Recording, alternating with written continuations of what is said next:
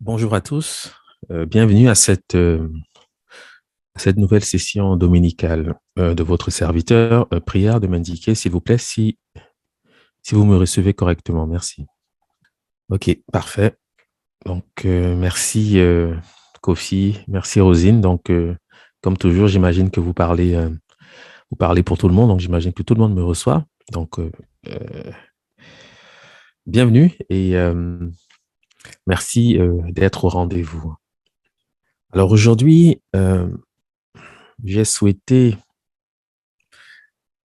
aborder avec vous un sujet important qui, par certains aspects, vous paraîtra familier, mais c'est certainement l'occasion, en fait, de préciser, disons, un ensemble de choses qui méritent de l'être, parce que si vous avez certainement dû remarquer que nous parlons beaucoup du mandé dans le cadre de nos travaux, et j'ai voulu euh, préciser un peu pour les uns et les autres, finalement, ce que c'est que ce mandé dont il est généralement question dans nos travaux. De quoi parlons-nous lorsque nous parlons du mandé, en fait? Puisque dans le cadre de l'école des scribes, qui est une institution que nous animons déjà depuis quelques années, nous avons choisi d'adopter ce que j'ai appelé le paradigme mandingue. Et bien évidemment, le terme mandingue procède du mot mandé. Et pour des préoccupations, disons, pour des soucis de clarification, j'ai voulu aborder la question du mandé aujourd'hui par son aspect le plus essentiel, c'est-à-dire le berceau de l'humanité tel qu'il est décrit euh, par les, par les traditionnistes mandingues précisément. Cette communication, je l'ai organisée en deux temps. Donc aujourd'hui, c'est la première partie. Ceci, je l'ai fait simplement pour ne pas être très long car le sujet est quand même relativement dense. Donc aujourd'hui, je vais introduire le sujet et lors de la prochaine session, nous allons aborder la seconde partie. Voilà. Donc, comme toujours, nous commencerons par, disons, planter le décor, par disons, une déclaration qui nous vient des informateurs soudanais eux-mêmes, déclaration enregistrée par la comtesse de Ganay, Solange de Ganay, où on peut donc lire ceci. Comme tous les peuples du groupe mandingue dont ils font partie, les Bambara disent qu'avant leur dispersion, tous étaient réunis dans une région qu'on appelle Mandé. Centre d'où, semble-t-il, tous ont rayonné.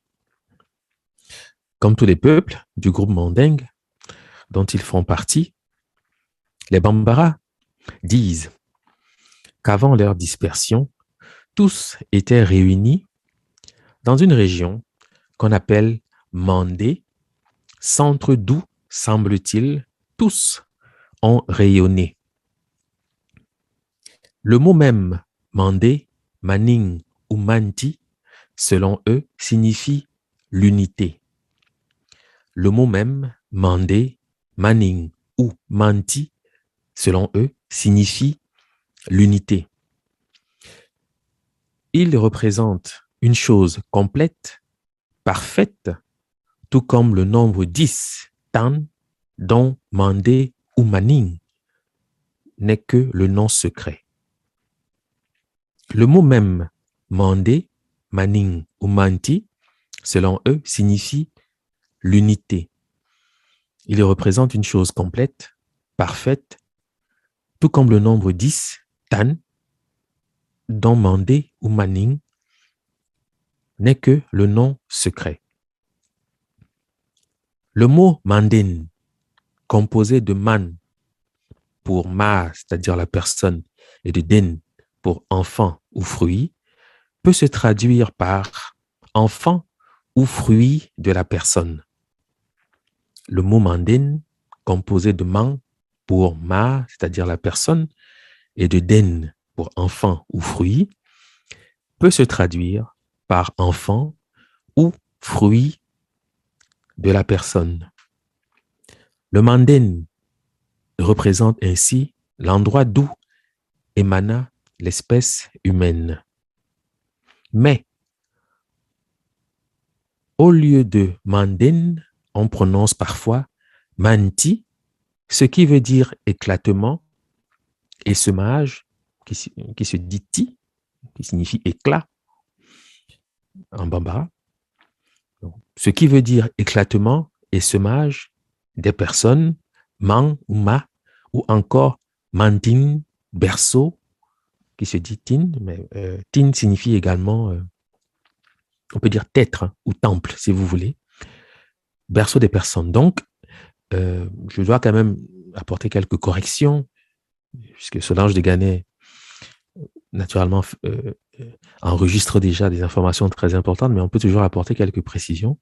Parce que lorsqu'elle traduit, par exemple, mantine par berceau des personnes, bon, mantine, c'est le temple de la personne, le temple de l'homme, si vous voulez.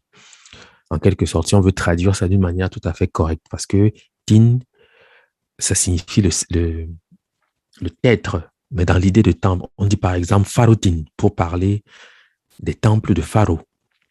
D'accord? Donc, c'est pas simplement l'idée de berceau, même si, évidemment, c'est un mot polysémique, comme souvent d'ailleurs dans ce contexte-ci, vous le verrez, et qui peut admettre donc plusieurs traductions en fonction de l'école à laquelle se réfère l'informateur lorsqu'il énonce donc la traduction qu'il veut donner. Voilà. Donc, manti, si on veut traduire littéralement, signifie le temple de l'homme. C'est ce que ça veut dire. Bon. En résumé, le manden est le berceau de l'humanité où s'opéra la multiplication des races avant leur essaimage à travers le monde. En résumé, le manden est le berceau de l'humanité où s'opéra la multiplication des races avant leur essaimage à travers le monde. Alors, cette première perspective permet quand même, j'allais dire, de corriger un biais que beaucoup de personnes ont lorsqu'ils parlent du mandé, y compris même les mandingues. Parce que on imagine, puisque c'est un mot, d'ailleurs, vous le verrez au niveau des mutations phonétiques, c'est le même mot que Mali en réalité. Mali n'est qu'une forme peul ou poulard, si vous voulez, de dire mandé. C'est ça. Donc, c'est bien plus que ce territoire auquel on peut se référer lorsqu'on parle même de l'Empire du Mali.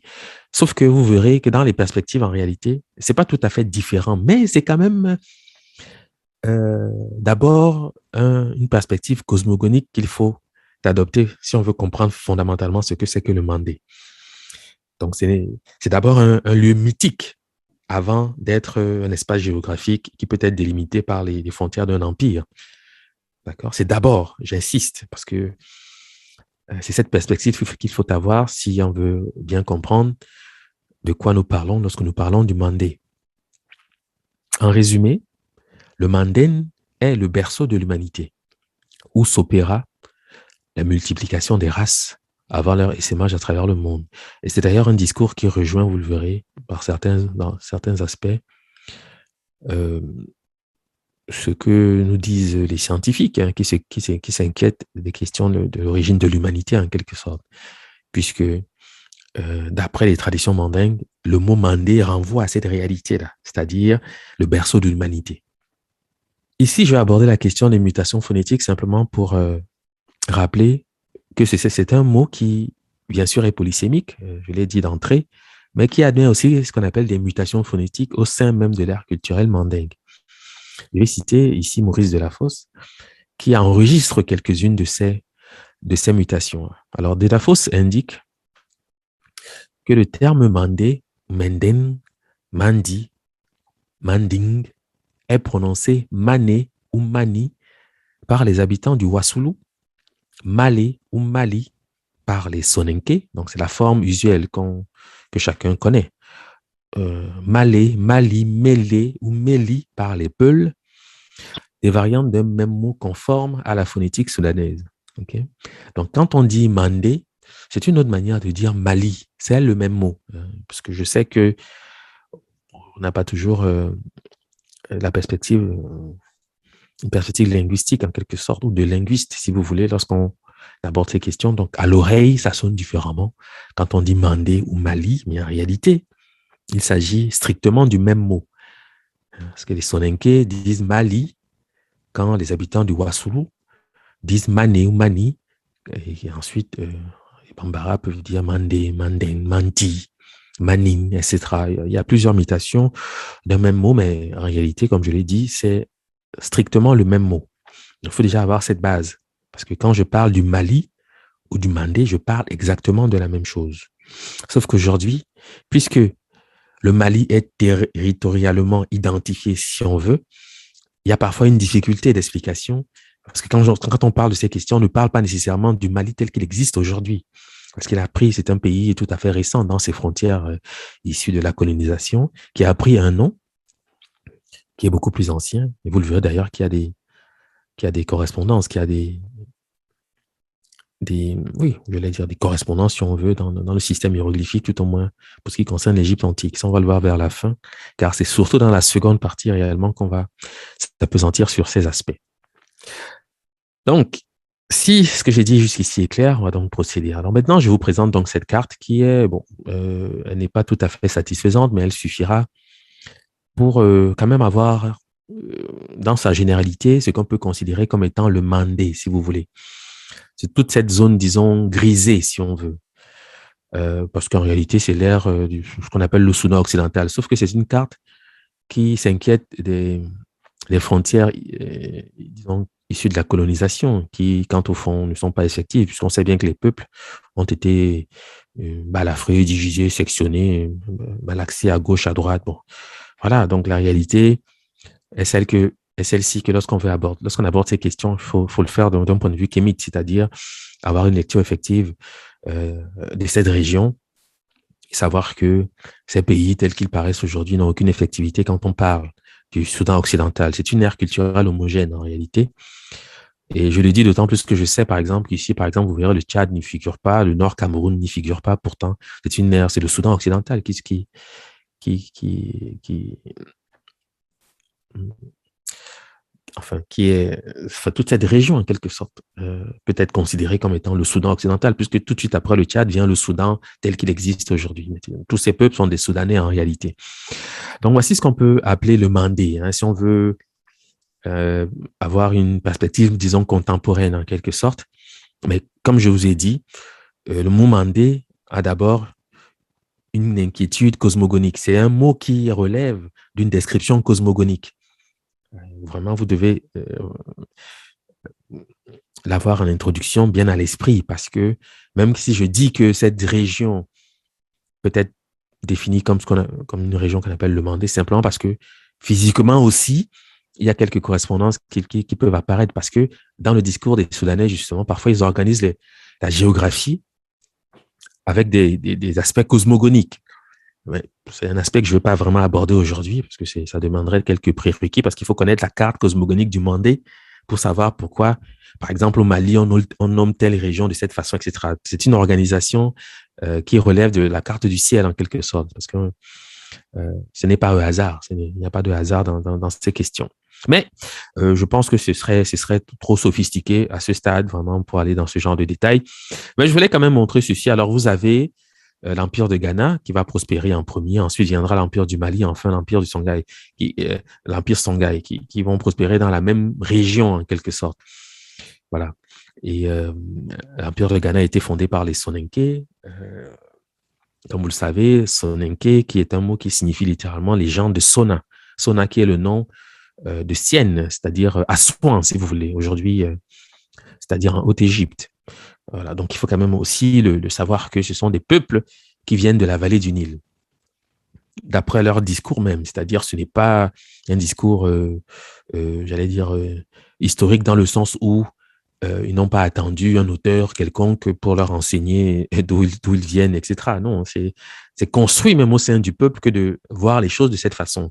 Donc, généralement, les auteurs ne font que rendre compte de ce que disent précisément les traditionnistes, les généalogistes, donc les djélis, par exemple. C'est ce qu'ils disent.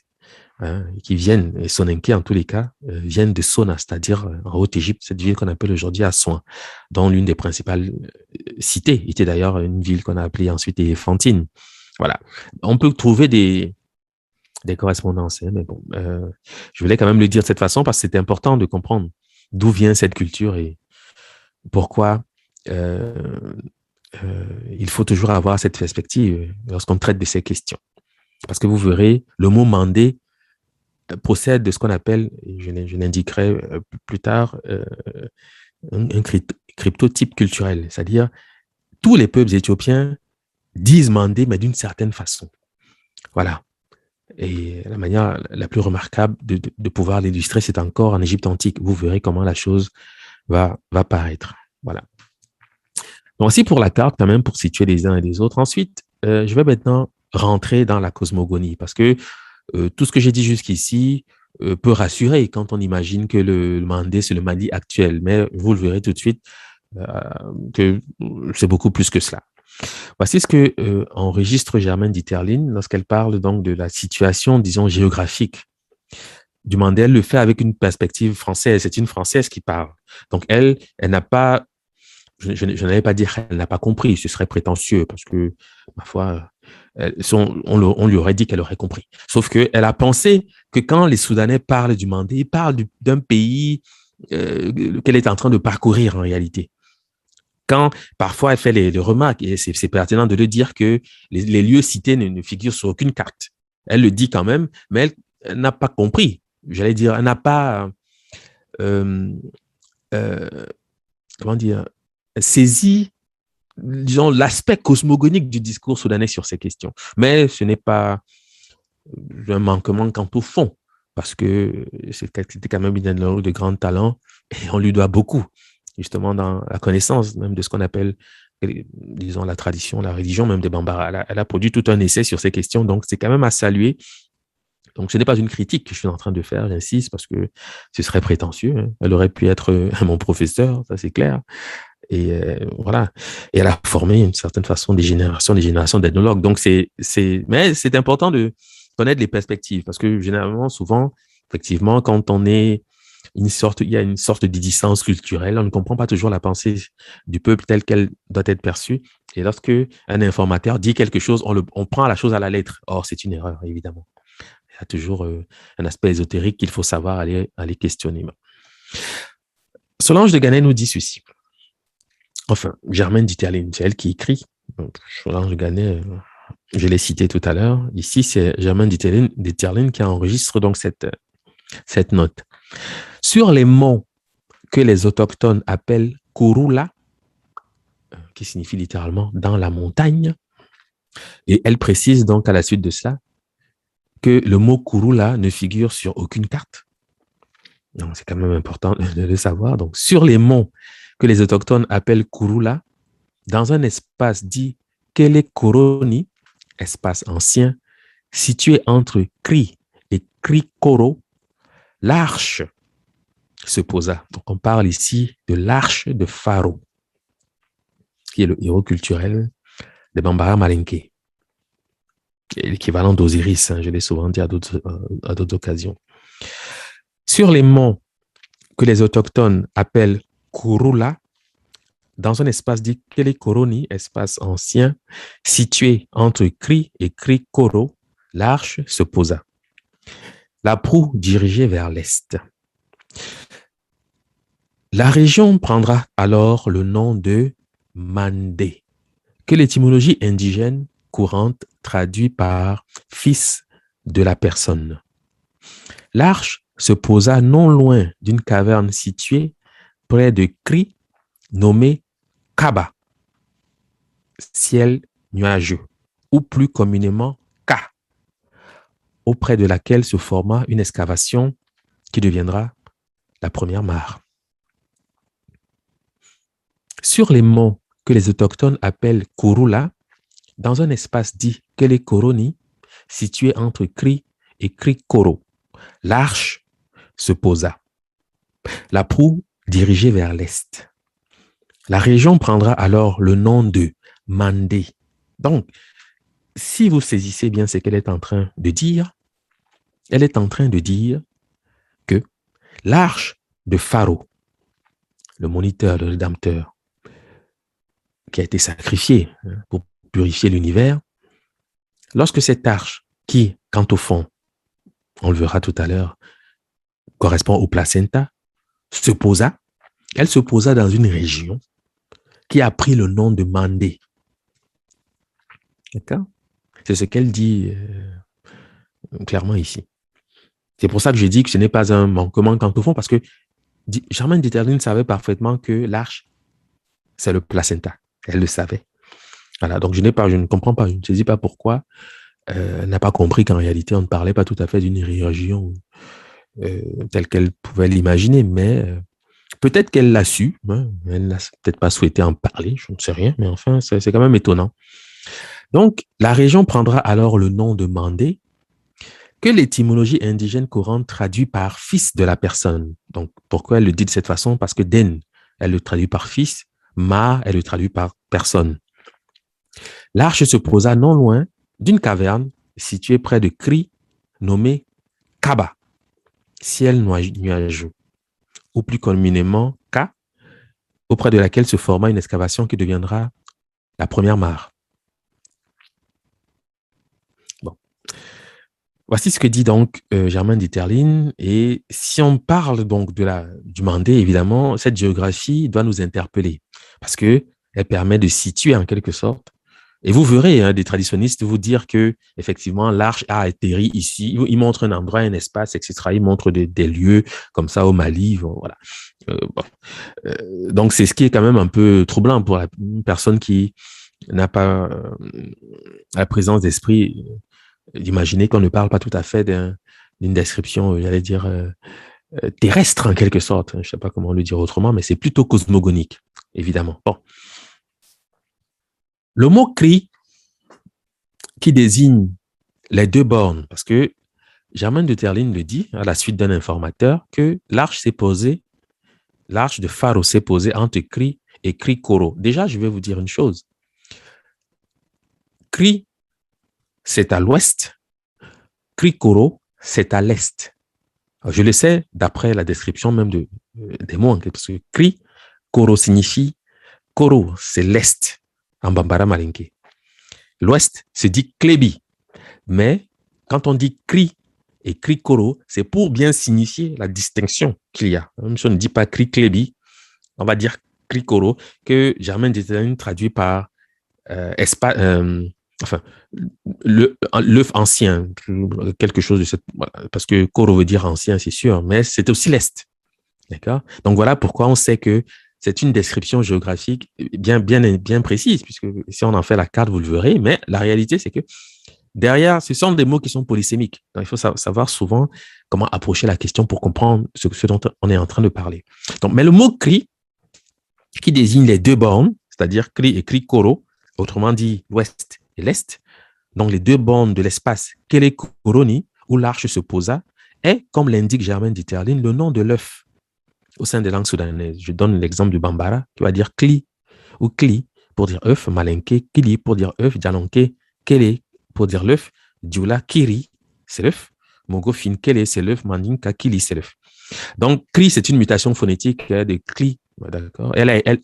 Germaine d'Iterline écrit Kri, mais on peut dire Kli, ouais, vous le voyez, ce n'est qu'une question, puisque le R et le L sont interchangeables.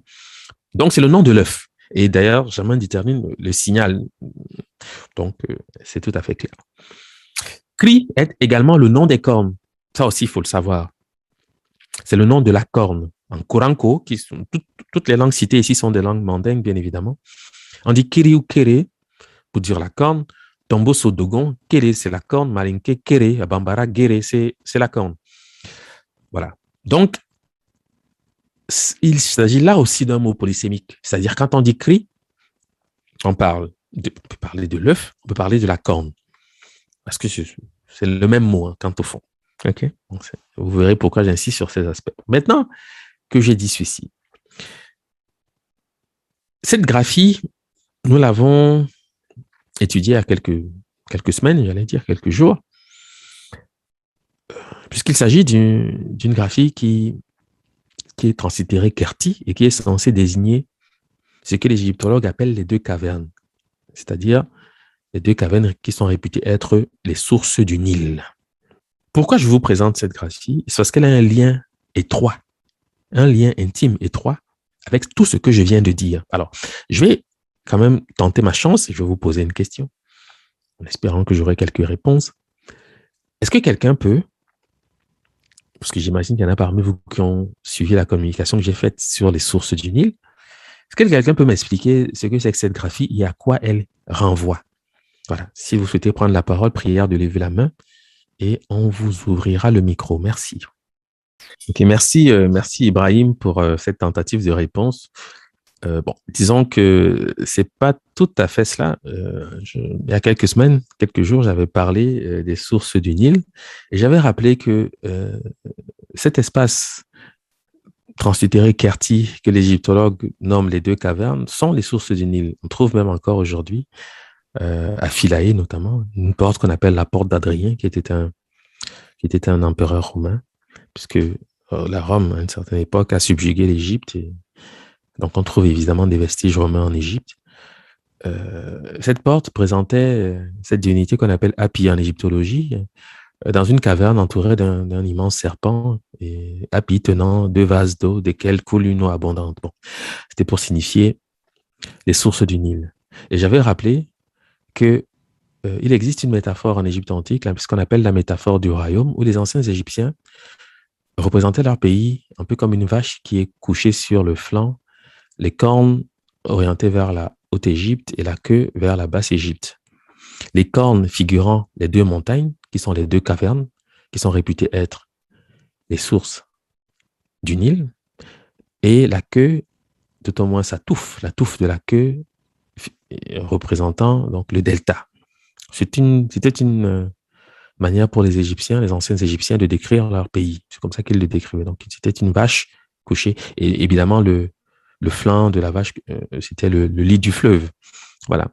Bon, vous verrez pourquoi ceci est pertinent, pourquoi ils utilisaient cette image aussi. Il y a une raison objective à cela, qui est d'ailleurs liée à la notion de mandé. Bon. Donc, naturellement, cette graphie est translitérée Kerti, mais évidemment, elle ne se lit pas Kerti, c'est une convention en égyptologie. On lit en fait Kerti, pourquoi? Parce qu'on pense que c'était un duel, et effectivement, c'était un duel puisqu'il y a deux cavernes. Voilà pourquoi les égyptologues disent Kerti. Mais en réalité, vous le verrez, comme je l'ai rappelé à l'occasion de cette communication, qu'il s'agit en réalité du nom des cornes.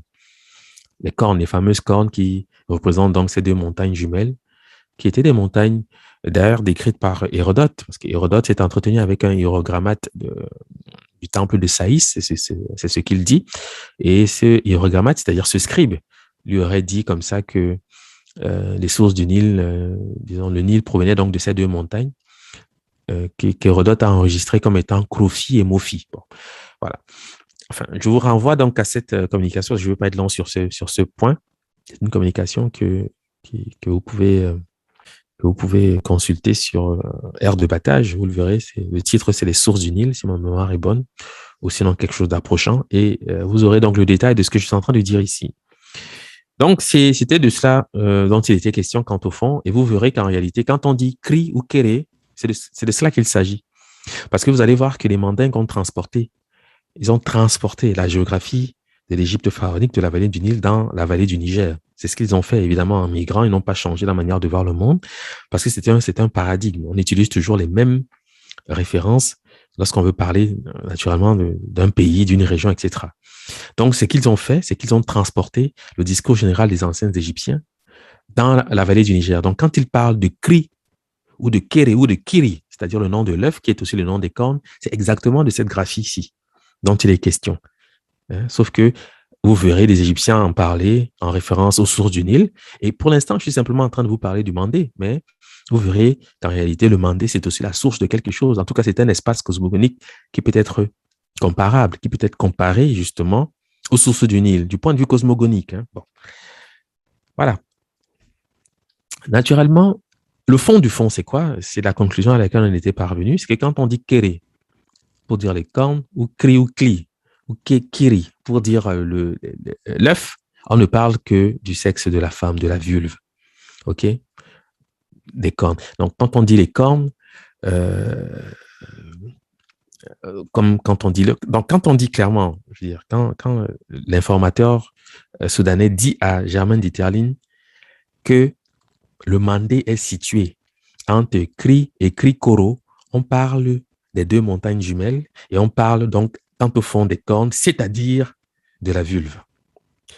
Et ceci tombe sous le sens quand on sait que c'est là où l'arche de Pharaon s'est posée, c'est là où l'arche de Pharaon a atterri, c'est dans cet endroit, c'est cet endroit qui va prendre le nom de Mandé.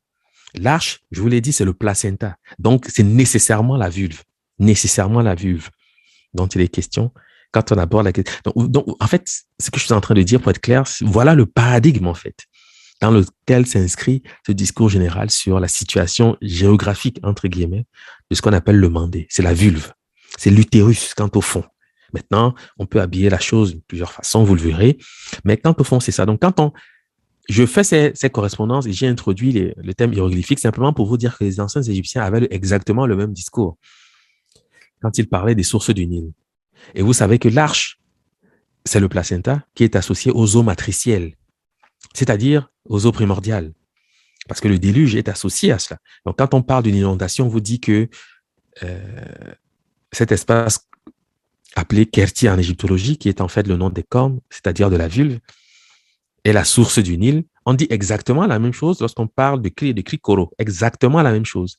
Sauf que je vous ai dit que Kri, c'est l'ouest, Krikoro, c'est l'est. C'est exactement comme ces deux montagnes de Haute-Égypte que les anciens Égyptiens décrivaient précisément comme étant les deux cavernes desquelles donc, surgissaient en quelque sorte les eaux du Nil.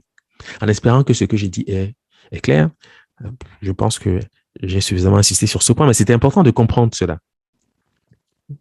Que quand on parle de l'œuf, quoique l'œuf, c'est même déjà beaucoup plus immédiat parce que l'œuf, c'est la matrice. Vous le verrez tout à l'heure. L'œuf, c'est la matrice. Donc, quand on parle de cela, on parle toujours de la vulve, ça c'est sûr. Sauf que parfois, on peut utiliser la métaphore des cornes. Mais c'est parce que dans les langues soudanaises, la corne s'appelle comme l'œuf. Donc, naturellement, on fait de ces rapports pour signifier toujours la même chose. OK?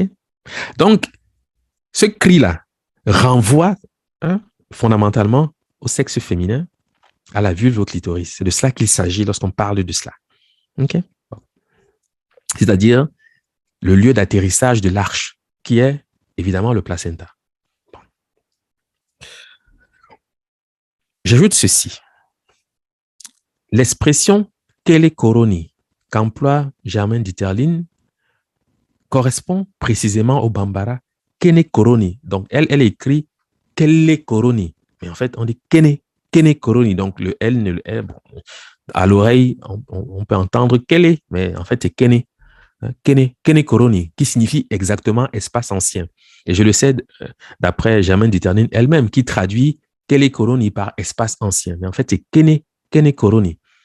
Pour signifier espace ancien. Le malinké a la même expression. Kene koroni pour signifier espace ancien, ère ancienne. L'informateur de Germaine Dieterlen rappelle que l'espace ancien situé entre Kri et Krikoro se trouve sur les monts Kurula. Le Kuru qui signifie montagne et La qui est un suffixe locatif, un suffixe dérivatif pour les lieux en quelque sorte, ce qui donne à ce toponyme de signifier dans la montagne, d'où la référence aux deux cavernes en réalité. Donc on parle en fait de la même chose. Quand les anciens Égyptiens parlaient des sources du Nil, ils utilisaient le même discours. C'est ce discours qui est repris de cette façon par les informateurs avec lesquels Germaine Dieterlen, entre autres, s'est entretenu ou se sont entretenus, enfin, plutôt moins, quand ils étaient plusieurs. Donc, c'est ça l'idée. Cette montagne est la même que celle qui sert de réceptacle aux sources mythiques du Nil. Ça, je l'ai rappelé. En bambara, Kene, espace, est un homophone de Kene qui signifie pubis, pénile. Donc, voilà le vrai objet en quelque sorte. Donc, quand on dit Kene Koroni, qu'on traduit par espace ancien, ce qu'on cache, c'est l'homophonie avec Kene qui signifie le pubis, le pénile. Qu'est-ce que c'est que le pénile? Le pénile est la partie inférieure du ventre qui se couvre de poils. On dit par exemple Kennesi pour dire les poils pubiens. D'accord? Le malinké présente Kene pour dire N, c'est-à-dire l'espace entre le haut de la cuisse et le bas-ventre. Et le soninké va dire Kene ou Keni pour dire le flanc, le bas-ventre. Donc, voilà l'objet exact dont il est question, qu'on masque avec évidemment des métaphores. Donc, quand on parle de l'espace ancien, on ne parle que du pubis. Donc, on voit bien la zone, la région dans laquelle, en fait, se situe précisément ce fameux mandé dont il est question. Parce que on vous dit que cet espace ancien est situé entre Kri et Kri-Koro. Et c'est dans ce lieu que l'arche a atterri. L'arche, je l'ai dit, c'est le placenta. Kri, c'est à l'est. Kri, c'est à l'ouest. Kri-Koro, c'est à l'est. Et bien évidemment, Kere-Koroni, c'est l'espace qu'on prenne les deux, c'est-à-dire le pubis. Bon. Et ici, je montre maintenant clairement la chose. Et d'ailleurs, j'explique aussi les motifs pour lesquels on utilise donc la métaphore des cornes. Parce que cet espace ressemble précisément à la tête d'un bovidé. C'est-à-dire, vous avez les trompes dites de Fallope qui représentent les cornes. Vous avez les ovaires qui représentent les oreilles. Vous avez le col de l'utérus, etc. Le vagin qui représente la bouche de la bête, etc. Donc voilà pourquoi la vache est donc mobilisée dans ce contexte. Le bovidé est mobilisé pour cette fameuse hyperbole du royaume chez les anciens Égyptiens. Ils utilisaient ce qu'on appelle une hyperbole, on peut aussi dire une métaphore si vous voulez, pour décrire en fait leur royaume. C'est parce que le bovidé rend parfaitement compte dans son apparence de l'appareil génital féminin. Donc, Kri et Kri-Koro, les voici, c'est-à-dire l'Est, la corne de l'Est, la corne, pour Kri-Koro, c'est la corne de l'Est, Kri, c'est la corne de l'Ouest, l'espace ancien, c'est la tête même de l'animal, etc. Enfin, vous voyez, la chose est maintenant parfaitement décrite. Et le mandé, c'est entre les deux, c'est l'utérus. C'est ça, le mandé. Quand on parle du mandé, on vous dit que c'est le berceau de l'humanité. C'est de cela qu'on parle. OK? Donc, c'est un thème qui peut être polysémique, je l'ai dit, mais si vous voulez vraiment saisir ce que les ancêtres ont mis dans l'expression mandé, comment elle est construite, c'est exactement de cela qu'il s'agit. Parce que si on vous dit que l'arche a atterri dans un espace qui va s'appeler le mandé, sachez que c'est l'utérus. Ça ne peut pas être autrement. Ça, c'est clair et c'est net. OK? Bon. Si ce que j'ai dit est clair, on passe maintenant aux représentations. C'est une raison pour laquelle vous verrez donc la déesse, la reine du ciel, parfois représentée sous la forme d'un bovidé, vous le savez. Et Isis est représentée sous la forme d'une génisse. Et souvent, elle porte des cornes. Ces cornes, elles représentent exactement ce que je viens de décrire. La raison pour laquelle on lui met des cornes, c'est parce que les cornes représentent précisément, en quelque sorte, ou illustrent d'une certaine manière l'appareil génital féminin, parce que Isis n'est que cela, la femme, dans ses aspects les plus, j'allais dire, élémentaires, c'est-à-dire notamment la fonction reproductive. D'accord? C'est ça. Donc, est-ce qu'il y aurait des questions portant sur ce que je viens de dire? Je prends la peine quand même de répondre à une ou deux questions s'il y en a, parce que je veux m'assurer que jusqu'ici, vous avez compris ce que j'ai dit. Merci de lever la main si jamais vous avez des questions. Kamlan, tu as la parole. Oui, je n'ai pas exactement une question, mais je vois un peu de parallèle. Oui, quand on voit la graphie de la caverne, qui représente peut-être le vagin, et puis il y a des mots en effet qui disent la même chose. Parce que quand on dit Eve Koto, Koto, c'est le vagin, Ko, c'est le ventre, c'est le roseau, et puis To, c'est la montagne, c'est le buffle. Voilà, c'est tout ce que j'aimerais ajouter. Je suis tellement ému, quoi. Merci, Kamlan. Merci pour ce partage, parce qu'effectivement, c'est cela. C'est la même pensée symbolique, c'est la même pensée qui se déploie. Et effectivement, Koto, c'est aussi le nom de la grenouille, même de la tortue. Donc, j'en parle dans la communication à laquelle j'ai fait allusion au départ, c'est-à-dire qui porte sur les sources du Nil. Je vous invite vraiment à visiter cette communication et vous verrez que effectivement, nous sommes dans la suite de ce que j'ai dit avant, sauf que je ne peux pas évidemment revenir sur ce que j'ai déjà dit. Ça prendrait trop de temps, mais oui, c'est la même pensée symbolique, hein, parce que tout cela participe d'un seul et même peuple. C'est tout à fait logique. On ne peut pas concevoir le pays autrement, parce que nous avons tous été à la même école de ce point de vue-là. Donc, quand on parle du Mandé, on parle exactement de cela. Voilà, donc merci, Komlan, pour ce partage. Donc, je disais effectivement que, alors peut-être qu'il y a d'autres questions. S'il y en a une autre, je vais peut-être prendre le temps de vous donner la parole. Ensuite, je vais pouvoir poursuivre. Merci. OK, donc apparemment, les choses sont claires. Tout au moins, j'espère que ce que j'ai pu dire jusqu'ici est clair. Si j'ai pas de questions, ça signifie que c'est clair. Tout au moins, je considère que c'est clair. Donc, je disais effectivement que si on arrive ensuite à représenter la reine du ciel, qu'on va t'appeler Isis, on peut l'appeler Yassa aussi, si vous voulez, c'est le même nom.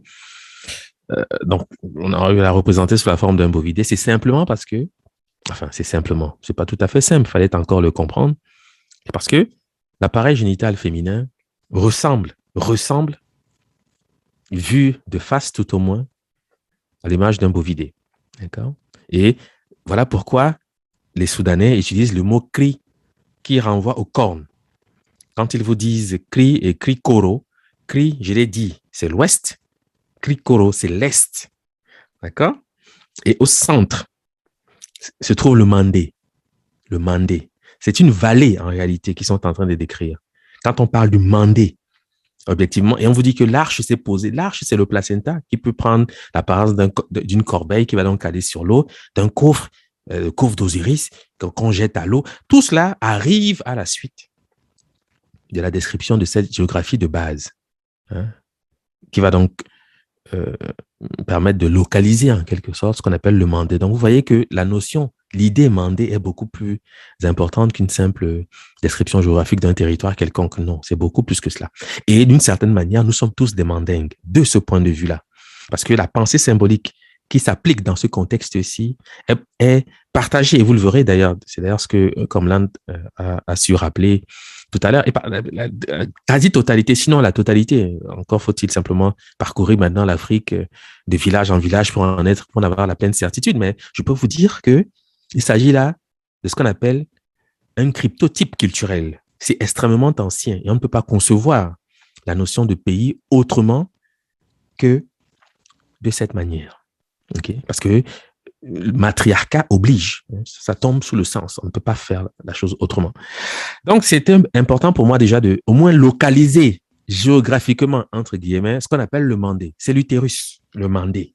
Bon, mais vous verrez que dans la description, c'est un mot polysémique. Et il faut aussi admettre ces sens divergents parce qu'on ne doit pas les exclure simplement parce qu'on ne comprend pas. Non, il y a toujours une manière à compréhension. Il s'agit simplement bien de savoir comment amener la chose pour que ce soit comprise, pour qu'elle soit comprise. Maintenant, je fais donc ce rappel sur les mots que les autochtones appellent Kurula, dans un espace dit Kele Koroni, situé entre Kri et Kri Koro, l'arche se posa, la proue dirigée vers l'est, c'est-à-dire vers l'Orient. L'arche, c'est le soleil. Voilà pourquoi Isis est représenté avec des cornes, avec un soleil au centre. Évidemment, le soleil est dans la description de l'arche du placenta parce que, pour parler un peu comme un égyptologue, si vous voulez, le dieu est Ré, si vous voulez, bien que je n'aime pas ces formules, mais bon, c'est pour me faire comprendre puisque je sais qu'on vient toujours de quelque part et c'est certainement des choses que vous allez certainement mieux comprendre, est toujours représenté sur une barque. Cette barque, c'est toujours l'arche. Il est toujours représenté sur une barque lorsqu'il vogue, le soleil, d'accord? Et pourquoi ils orientent justement l'arche vers l'est? Parce que le soleil doit naître. C'est l'enfant qui va naître. D'accord? C'est la sortie du soleil, en quelque sorte. Voilà pourquoi ils disent que la proue, c'est-à-dire l'avant du bateau, était dirigée vers l'est. Parce qu'ils veulent orienter la personne qui écoute vers l'est, vers l'Orient, là où le soleil va donc sortir. OK? La région prendra alors le nom de Mandé, que l'étymologie égyptienne courante traduit par fils de la personne. Écoutez bien ce que je suis en train de vous dire, c'est très important. Vous voyez qu'il y a un va-et-vient constant entre l'espace en lui-même appelé Mandé et le sens que certains traditionnistes donnent au Mandé qui est fils de la personne. Et je vous ai dit que les deux se mêlent dans l'image, dans la figure du soleil.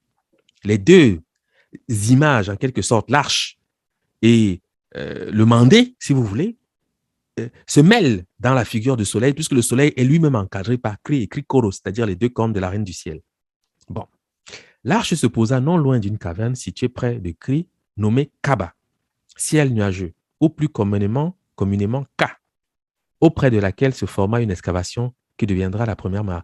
Ça, c'est un aspect que je n'aborde pas aujourd'hui, mais je vais quand même en dire deux mots. Le premier, c'est que Kaba, c'est un mot que vous connaissez très bien. Déjà, du point de vue même des sociétés mandingues, c'est un espace sacré qu'on appelle Kan Kaba, le lieu de rassemblement des mandingues. Tous les 7 ans, ils font une célébration importante à Kan Kaba, où ils font disons, une réfection de la toiture du Kama blanc, ce qu'on appelle le Kama blanc, le Kaba blanc, le Manti blanc, etc. Il y a plusieurs noms qu'on donne à cette case, qui est une case sacrée.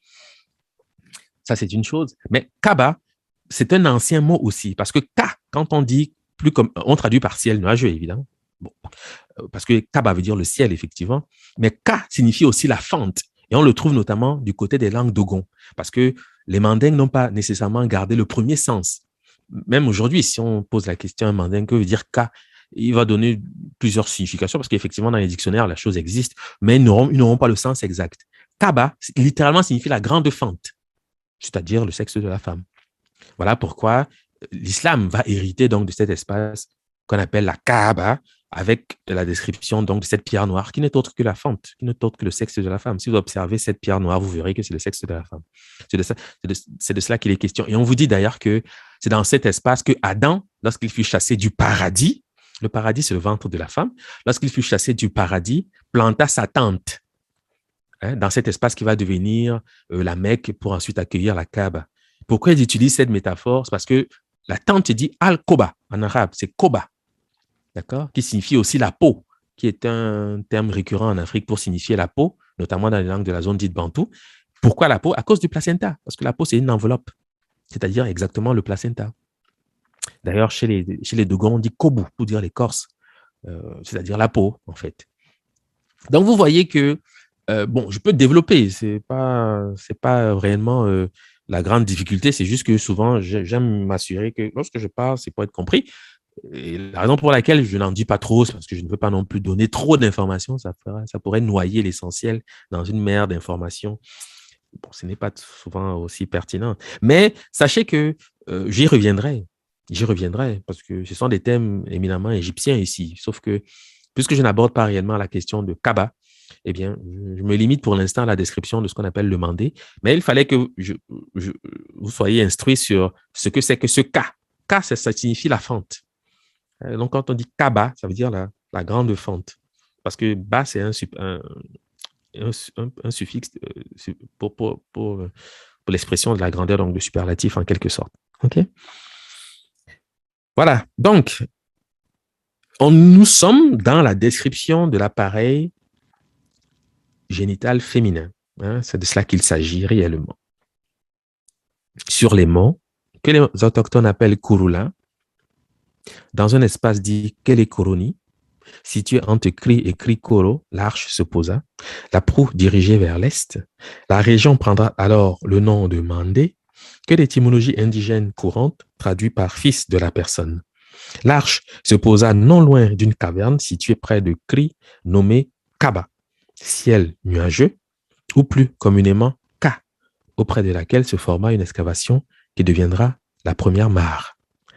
Puisque vous savez que le sexe féminin est associé à la mare dans les conceptions soudanaises. On le voit notamment lorsqu'on parle de Anagono, du Manogo, etc., c'est-à-dire les silures, qui sont les images de Pharaon et du Nomo, ils sont toujours associés à la mare. D'ailleurs, on dit Onomo pour dire le Nomo de la mare. Mais cette mare, c'est le sexe de la femme. D'accord? Voilà. Donc, en espérant que les choses sont claires. Maintenant, je vais donc introduire un nouvel aspect pour Mandé. Le mythe soudanais dit que la région située entre Kri et Krikoro prendra le nom de Mandé, traduit par fils de la personne chez Germain Dieterlen. Mais en réalité, c'est fils de l'homme. Je le dis, il faut que ce soit clair. Germain Dieterlen traduit fils de la personne parce que, naturellement, c'est une expression qu'elle peut connaître. Quand on dit fils de l'homme, quand on est chrétien, on sait de quoi on parle, puisque c'est une manière de nommer le personnage biblique de Jésus. Vous comprenez? Donc, elle va traduire fils de la personne. Non, ce n'est pas fils de la personne parce que faut que ce soit clair dans l'expression. C'est fils de l'homme. Ma, c'est l'homme. C'est aussi la personne, mais c'est aussi l'homme. Donc, on ne peut pas nier le fait que quand je dis Mandin, ça signifie le fils de l'homme. C'est clair. Ok, donc je reprends. Le mythe soudanais dit que la région située entre Kri et Krikoro prendra le nom de Mandé, traduit par fils de la personne. En réalité, fils de l'homme, de Den, fils, et Ma, c'est-à-dire homme. D'un point de vue strictement physiologique, cette région appelée Mandé correspond à l'utérus de par sa situation géographique. On mettra des guillemets parce que tout à l'heure, j'ai bien insisté sur le fait que c'est d'abord une description cosmogonique. Bon, maintenant, ayant dit ceci, je rappelle que quand je dis que Mandé signifie le fils de l'homme, sachez que je suis en train de parler de l'astre du jour. J'ai insisté tout à l'heure pour vous indiquer clairement que dans cet espace se mêle l'image du placenta, mais le placenta contient un enfant, évidemment. Et cet enfant, c'est le soleil, l'astre du jour. D'accord? Voilà pourquoi on dit le fils de l'homme. Voilà pourquoi on dit Mandé. Parce que dans Mandé, il y a l'idée de région et l'idée de personne. Parce que l'homme est à l'image de l'univers. Et la région, c'est l'univers. Enfin, je pense que vous allez mieux comprendre ensuite. Pour l'instant, je le dis de cette façon. Si ce n'est pas très clair, ce n'est pas grave, je vais y revenir. Mais dans les langues mandingues, Ma signifie aussi Seigneur. On dit par exemple Mahangala, qui est le nom que les Bambara Malinké donnent à Amma. Et Den signifie fils. Donc, quand on dit Mandin, ça signifie aussi le fils de Dieu. C'est ce que ça veut dire. Le fils du Seigneur, le fils de Dieu. Parce que dans le mot Ma, on traduit littéralement par Seigneur, mais c'est le nom de Dieu, Mangala, qui est le Dieu suprême chez les Bambara Malinké, que les Dogons appellent Amma, pour le fait que Ma et Amma, c'est le même mot. Vous devez le savoir. Je pense que j'en ai souvent parlé. Les Bambara Malinké disent Ma, les Dogons disent Amma, mais c'est le même mot. D'accord? Les Bambara Malinké disent Mangala, Mongala ou Mansagala. Mansangala. Pour traduire, ici c'est une proposition de Youssouf Tata Sissé, qui était un Malinké, qui traduit par le maître qui réside dans le bleu indigo du ciel. Parce que Ngala signifie l'indigo. D'accord? Mansa, Mon ou Ma, c'est le maître, le seigneur. Donc vous voyez même dans la description, quand on dit Mongala, on est déjà dans la structure que les Coptes retiennent quand ils disent Amon, Amun. D'accord? Parce que c'est le même Dieu, c'est la même divinité, c'est le Dieu suprême de toute l'Afrique, j'en ai parlé souvent aussi. Donc, ce que je vais dire ici, pour que ce soit clair, parce que j'ai dit plusieurs choses, mais il faut quand même garder l'essentiel. Mandé, c'est un mot polysémique, mais qui a toujours un sens objectif quand on questionne le fait comme il faut. Mandé peut renvoyer à une région cosmogonique, c'est-à-dire l'utérus, où le placenta se pose, c'est-à-dire l'arche, mais cette arche contient le héros culturel. Nomo ou Faro, dépendamment des traditions qui nous servent de référence. Mais en tous les cas, on sait que c'est le soleil, évidemment. D'accord? Voilà pourquoi Mandin signifie aussi le fils de Dieu. D'accord? Le fils de l'homme. Parce que vous devez savoir que quand on dit Ma, on peut dire homme, personne ou Dieu, parce que la personne, c'est Dieu. Ah oui, ça c'est clair. Et d'ailleurs, je pense que je le dis ensuite. Déjà, je parle en fait ici de l'indigo. Je rappelle simplement que l'indigo, quand on dit le maître du ciel qui réside dans l'indigo du ciel. L'indigo, voici l'indigo, c'est la couleur d'Amma. Hein? Même en Égypte antique, même quand vous allez dans les temples qui ont été relativement mieux conservés et que vous avez encore les couleurs, vous voyez, l'indigo, c'est sa couleur. Donc, on ne peut pas se tromper. Ici, nous sommes en train de parler de Mangala. C'est exactement de lui qu'il s'agit lorsqu'on parle d'Amon, lorsqu'on parle comme un égyptologue. C'est Mangala ou Amma, c'est de lui qu'il s'agit. D'accord? Et son nom est directement associé à l'expression Mandin. Le fils d'Amma, le fils de Dieu, le fils de la personne. D'accord? Bon. Et l'indigo est sacré. C'est une matière, c'est une couleur sacrée. Il y a des interdits qui sont assez nombreux relativement à l'indigo, notamment dans les proximités des cours d'eau, ce genre de choses. Je le dis quand même parce que il faut quand même le savoir aussi. C'est une couleur qui est associée au nomo aussi, l'indigo. OK? Et au bélier, évidemment, puisque Amma, c'est le bélier aussi, il est représenté sous la forme d'un bélier, etc. Bon. OK, donc, pourquoi j'insiste sur la notion de personne? Parce que je reviens à cette image que vous connaissez déjà, sans doute, j'espère tout au moins bien. Parce que dans les descriptions soudanaises, notamment Dogon et puis Bambara Malinké, on nous explique que Amma est constitué de 4 clavicules. Les 4 clavicules d'Amma, c'est ce qu'on appelle les 4 éléments fondamentaux que sont l'air ou l'éther, l'eau, le feu ou la terre. D'accord? Et ce sont les éléments constitutifs de la personne. Donc, quand on dit la personne, on vous dit clairement que Amma n'est que ces 4 éléments. On utilise parfois le terme clavicule, mais il n'est que ces 4 éléments. Et à part cela, il n'y a rien. On le dit clairement, les Dogons le disent clairement. C'est-à-dire que Amma est à l'image de la personne. Donc, l'homme est à l'image de Dieu. Ça, c'est la première chose. Donc, quand on dit le fils de la personne, on se réfère aussi à Dieu. Quand on dit le fils de l'homme avec grand H, si on parle français, on parle de Dieu. C'est une manière de dire le fils de Dieu. C'est une manière, j'insiste, de dire le fils de Dieu. Donc, quand on dit Mandin, qui signifie le fils de la personne, le fils de l'homme, c'est aussi une manière de dire le fils de Dieu. Il faut que c'est ça clair. J'espère que vous comprenez vraiment ce que je dis. Parce que Amma, ce sont ces éléments constitutifs que je suis en train de rappeler ici. Bon, je n'irai pas dans le détail, je pense que j'en ai souvent parlé. On aura peut-être l'occasion d'y revenir pour l'explication de cet œuf. Mais c'est important de comprendre que il n'est que ces 4 éléments et ce sont les éléments qui constituent la personne, l'être humain. Donc, quand on dit ma, la personne, quand on dit ma pour dire la personne, ma pour dire le Seigneur, pour dire Dieu, c'est exactement le même mot pour le motif que Dieu et la personne sont constitués les 4 éléments fondamentaux, que sont l'eau, l'air ou l'éther, le feu et la terre. Voilà. Okay. Et naturellement, dans cette description, si cette œuvre représente le placenta, la matrice, si vous voulez. C'est cela. Donc, quand on parle de l'utérus, on parle exactement de ceci. Donc, cet enfant qui va être constitué dans l'utérus est le fils de la personne, c'est-à-dire le fils de Dieu, pour le motif qu'il est constitué précisément des éléments constitutifs de la divinité elle-même, en quelque sorte. Voilà. Donc, en Bambara, on dit donc ma, mo, mogo ou moko. C'est le même mot. D'accord? On dit ma, mo, mogo, moko, reçus comme des variations phonétiques d'un même mot. C'est le même mot. On va dire moko, mogo, moko, mo, ma, qui signifie homme, personne ou quelqu'un. C'est-à-dire la notion d'indifférenciation. Ce qui est bien le signe que nous parlons de la personne. Même en français, quand on dit il n'y a personne, ça dit il y a personne. Mais quand on dit une personne, on voit bien qu'on suppose qu'il y a quelqu'un. Mais quand on dit il n'y a personne, ça dit il n'y a rien. Mais en fait, il n'y a personne, c'est-à-dire qu'il y a la personne, c'est-à-dire Dieu. Donc, il n'y a pas rien, en fait. Il n'y a jamais rien. En fait, même en français, l'idée peut être rendue d'une certaine façon, vous comprenez? Mais c'est vraiment ça la dialectique dans laquelle il faut s'inscrire pour comprendre la notion de personne, être éminemment lié à Dieu. Donc, quand on dit le fils de la personne ou le fils de l'homme, cet homme, c'est Dieu. C'est de cela qu'on est en train de parler, en fait. OK? Si bien qu'on dit Mandin, fils de l'homme, ou Mogoden, avec un sens analogue, puisque Ma et Mogo, c'est le même mot. Je l'ai dit, ça c'est clair. Je pense que je ne crois pas devoir insister trop, parce que je pense que c'est évident. Il y en a parmi vous qui parlent le Bambara, le Malinké. Donc, mais pour ceux qui ne parlent pas la langue, je vous le dis, Ma et Mogo, c'est le même mot. Ce n'est qu'une mutation phonétique. Donc, on peut dire Ma pour dire la personne, dit Mogo pour dire la personne. Donc, on peut dire Mandin pour dire fils de l'homme, ou Mogoden pour dire le fils de l'homme. D'accord? Le terme ma, mort, ou mogo, moko, homme, personne, quelqu'un, est représenté par une graphie. D'accord?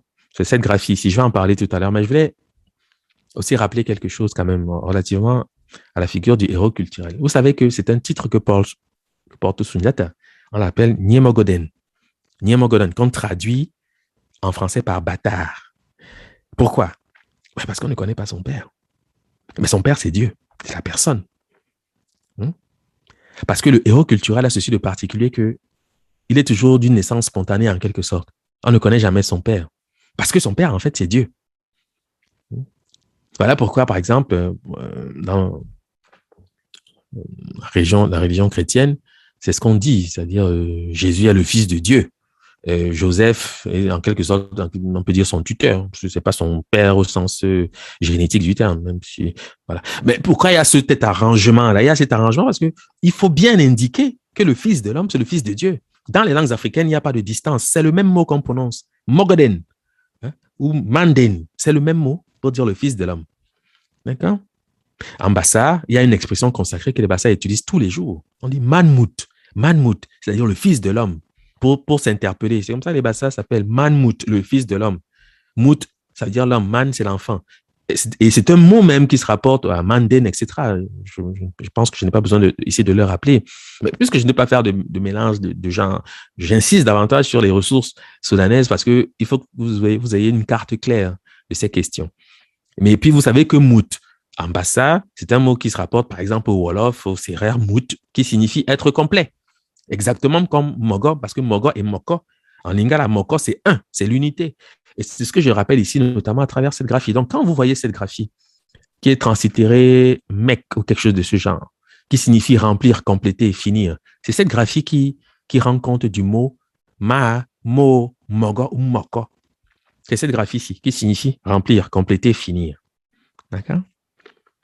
Bon, j'en ai souvent parlé, hein, je sais aussi, donc c'est pour ça que je n'insiste pas trop, mais c'est important. Maintenant, je dis ceci.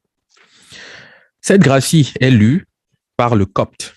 Ça, c'est un avantage que nous avons avec le copte, c'est qu'il retient certaines formes qui permettent vraiment de statuer sur les solutions prononcées précisément des graphies. Cette graphie est lue par le copte Mouk, qui signifie remplir, complet, plein. Le lingala Moko, qui signifie un. Pourquoi? Parce que, évidemment, l'unité, c'est la plénitude, c'est la complétude, etc. Je l'ai souvent maintes fois rappelé. En boum, on dit mok pour dire un. En étonne, mok pour dire un. Bouchongo, moko, c'est un. Bubangi, moko, c'est un. Kulung, mogo, c'est un. Vocabulaire dont hérite le nom de la personne, comprise comme l'expression de la complétude, de la perfection. Parce que l'être humain est reçu, perçu comme formant une unité. Autrement dit, comme étant complet, fini et achevé. C'est cette notion que renferme le mot ma quand on dit la personne. C'est la somme des 4 éléments fondamentaux. 4 éléments fondamentaux qui en font une entité perçue, reçue comme complète, finie et achevée. Et justement, ensuite rentre en ligne de compte la spiritualité, la ritualité, parce que parfois, certains éléments sont affectés dans le commerce qu'on peut avoir avec les êtres humains sur Terre. Voilà pourquoi on parle parfois d'impureté et de purification et donc de sacrifice. Donc, la question du manque de quelque chose. Donc, le sacrifice vient à la suite de cette compréhension. Nous sommes nés complets, mais dans l'exercice de cette humanité dont nous bénéficions, nous agissons dans le monde et le fait d'agir nous met en relation avec des métaux, avec des interdits, un ensemble de faits qui fait que certains de ces éléments sont affectés. Et quand ils sont affectés, ceci peut conduire jusqu'à la mort, évidemment, indépendamment de la gravité, de l'acte posé, etc. Voilà. Et une maladie, fondamentalement, est donc perçue comme un désordre dans l'organisation de ces 4 éléments qui constituent en quelque sorte l'être humain. Okay? C'est cela la maladie, quant au fond. Et donc, rétablir l'harmonie suppose donc de faire un travail de reconstitution, en quelque sorte, reconstitution donc de l'unité, donc de la plénitude. Donc, être complet, fini et achevé, c'est être sauvé de fait. C'est ça qu'on appelle la rédemption. Voilà pourquoi le nomo est le rédempteur. Parce qu'il incarne la notion, le principe de l'unité. C'est-à-dire Osiris. Hein. Je vous l'ai souvent dit. Parce que les mots que Osiris revendique sont les mots de l'unité. OK. Bon. Je pense que les choses sont relativement claires. Alors ici, vous avez une petite série, quelques mots là pour rappeler ce que je dis ici. Et vous voyez que on passe, c'est d'une langue à l'autre, elles sont parfois très éloignées géographiquement. En Djalonké, on va dire meke pour dire être humain. En Kasonké, moko, être humain. Kuranko, mogo, être humain. Nikbikan, c'est une langue mandingue. On dit moro. Donc, mogo devient moro. Et c'est le mot qu'utilise par exemple le mboshi, qui est une langue du Congo pour dire l'être humain. On dit moro. Moro, c'est l'être humain. Certains vont dire moto. Donc, le R va devenir un T. Comme en Douala, on dit moto. Ou en lingala, moto, pour dire l'être humain. Donc, nous disons tous la même chose. Hein? Donc, quand je dis même que le Bassa dit mout, qui correspond au Serer mout, qui signifie être complet, c'est parce que je veux manifester une proximité immédiate. Mais je peux dire que le Bassa Mout correspond à Mogo. Sauf que quand je le dis de cette façon, vous n'allez pas comprendre si je ne soutiens pas l'argument. Parce que vous allez dire, mais Mogo et Mout, c'est deux mots différents. Vous allez croire que c'est deux. Mais quand au fond, quand vous avez les séries là, c'est clair que c'est le même mot. Puisque vous voyez que chez les Mandingues même, c'est-à-dire dans une ère aussi restreinte que le Mali, on peut dire Mogo ou Moro. On dit les deux, Mogo ou Moro. C'est clair. Donc, et vous voyez que c'est un mot qu'on retrouve à des kilomètres, c'est-à-dire du côté du Congo-Brazzaville, chez les Mboshi. Moro, c'est l'être humain. Et Moro, c'est Mout. C'est le même mot. C'est-à-dire, je veux dire, tous ceux qui parlent une langue réputée bantou savent cela. Ils savent que c'est le même mot. On va même dire Muntu. Donc, Mogo et Muntu, c'est le même mot. C'est pour ça que j'aime souvent à rappeler qu'il faut parfois avoir le souci justement de s'émanciper des idées qu'on peut avoir. Parce que souvent, ces idées laissent croire qu'il y aurait une différence quand, au fond, l'unité culturelle est un fait. Parce que le paradigme, la pensée symbolique qui anime tout cela, l'énergie qui anime tous ces mots-là est la même. Donc, réellement, les ancêtres ont été à la même école. À l'origine, c'était un seul peuple, évidemment, puisque nous disons tous la même chose. Et nous sommes des millions à parler des langues soi-disant différentes, mais en réalité, c'est la même langue. Voilà. Donc, pour moi, c'est un premier point essentiel. Donc, on peut dire, ces mots peuvent être remplacés par ma, hein, d'accord? Quand on dit en bambara, on peut dire mo ou ma, mogo, moko, c'est le même mot. Donc, quand je dis mangala, voilà, je parle de l'unité, je parle du Seigneur. En français, on va traduire par Seigneur. Bon, hein, ça ne veut pas dire grand-chose. Hein, il faut vraiment aller dans le concept pour comprendre qu'en réalité, c'est l'expression de l'unité, qui est le thème même d'Amma. Amma signifie tenir serré, maintenir à la même place. C'est-à-dire constituer quelque chose qui est comment dire, compact, c'est-à-dire uni. Et en parlant évidemment des quatre éléments fondamentaux qui vont donc faire dont hérite la personne, c'est-à-dire l'être humain.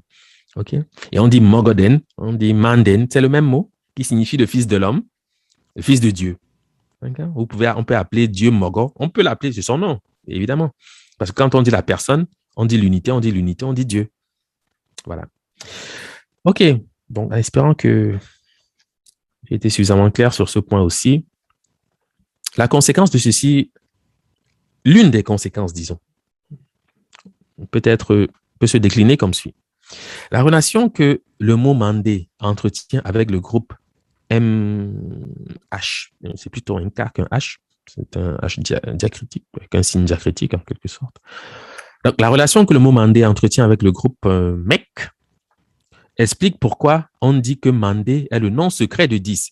C'est ce que dit un informateur à Solange de Ganay. On lui dit que Manning ou Mandé, c'est le nom secret de Tang, c'est-à-dire 10. Malinke Bambara. C'est ce qu'on lui dit. Si l'informateur dit ça, c'est parce que Mandé se rapporte à l'unité. Voilà. Parce qu'on peut dire Mogoden aussi. Et ils savent très bien cela, ils le savent parfaitement. Donc, quand on dit que Mandé, c'est le nom secret de 10, c'est simplement parce que c'est un mot qui est éminemment lié à l'unité. Évidemment, et par le moyen que j'ai tenté d'exposer, en fait. Donc, la relation que le mot Mandé entretient avec le groupe que vous voyez là explique pourquoi on dit que Mandé est le nom secret de 10, c'est-à-dire de l'unité. En Moré, Mogo signifie univers, qui vient du latin unus, c'est-à-dire un, d'ailleurs. Okay, donc, la relation est immédiate. Un terme qui correspond au Bassa, Mbok, qui signifie pays, univers, monde habité. Dérivé de Mbok, qui signifie unité, et de Pok, qui signifie un. Parce que Pok donne Mbok, qui donne Mbok, c'est-à-dire l'univers. D'accord?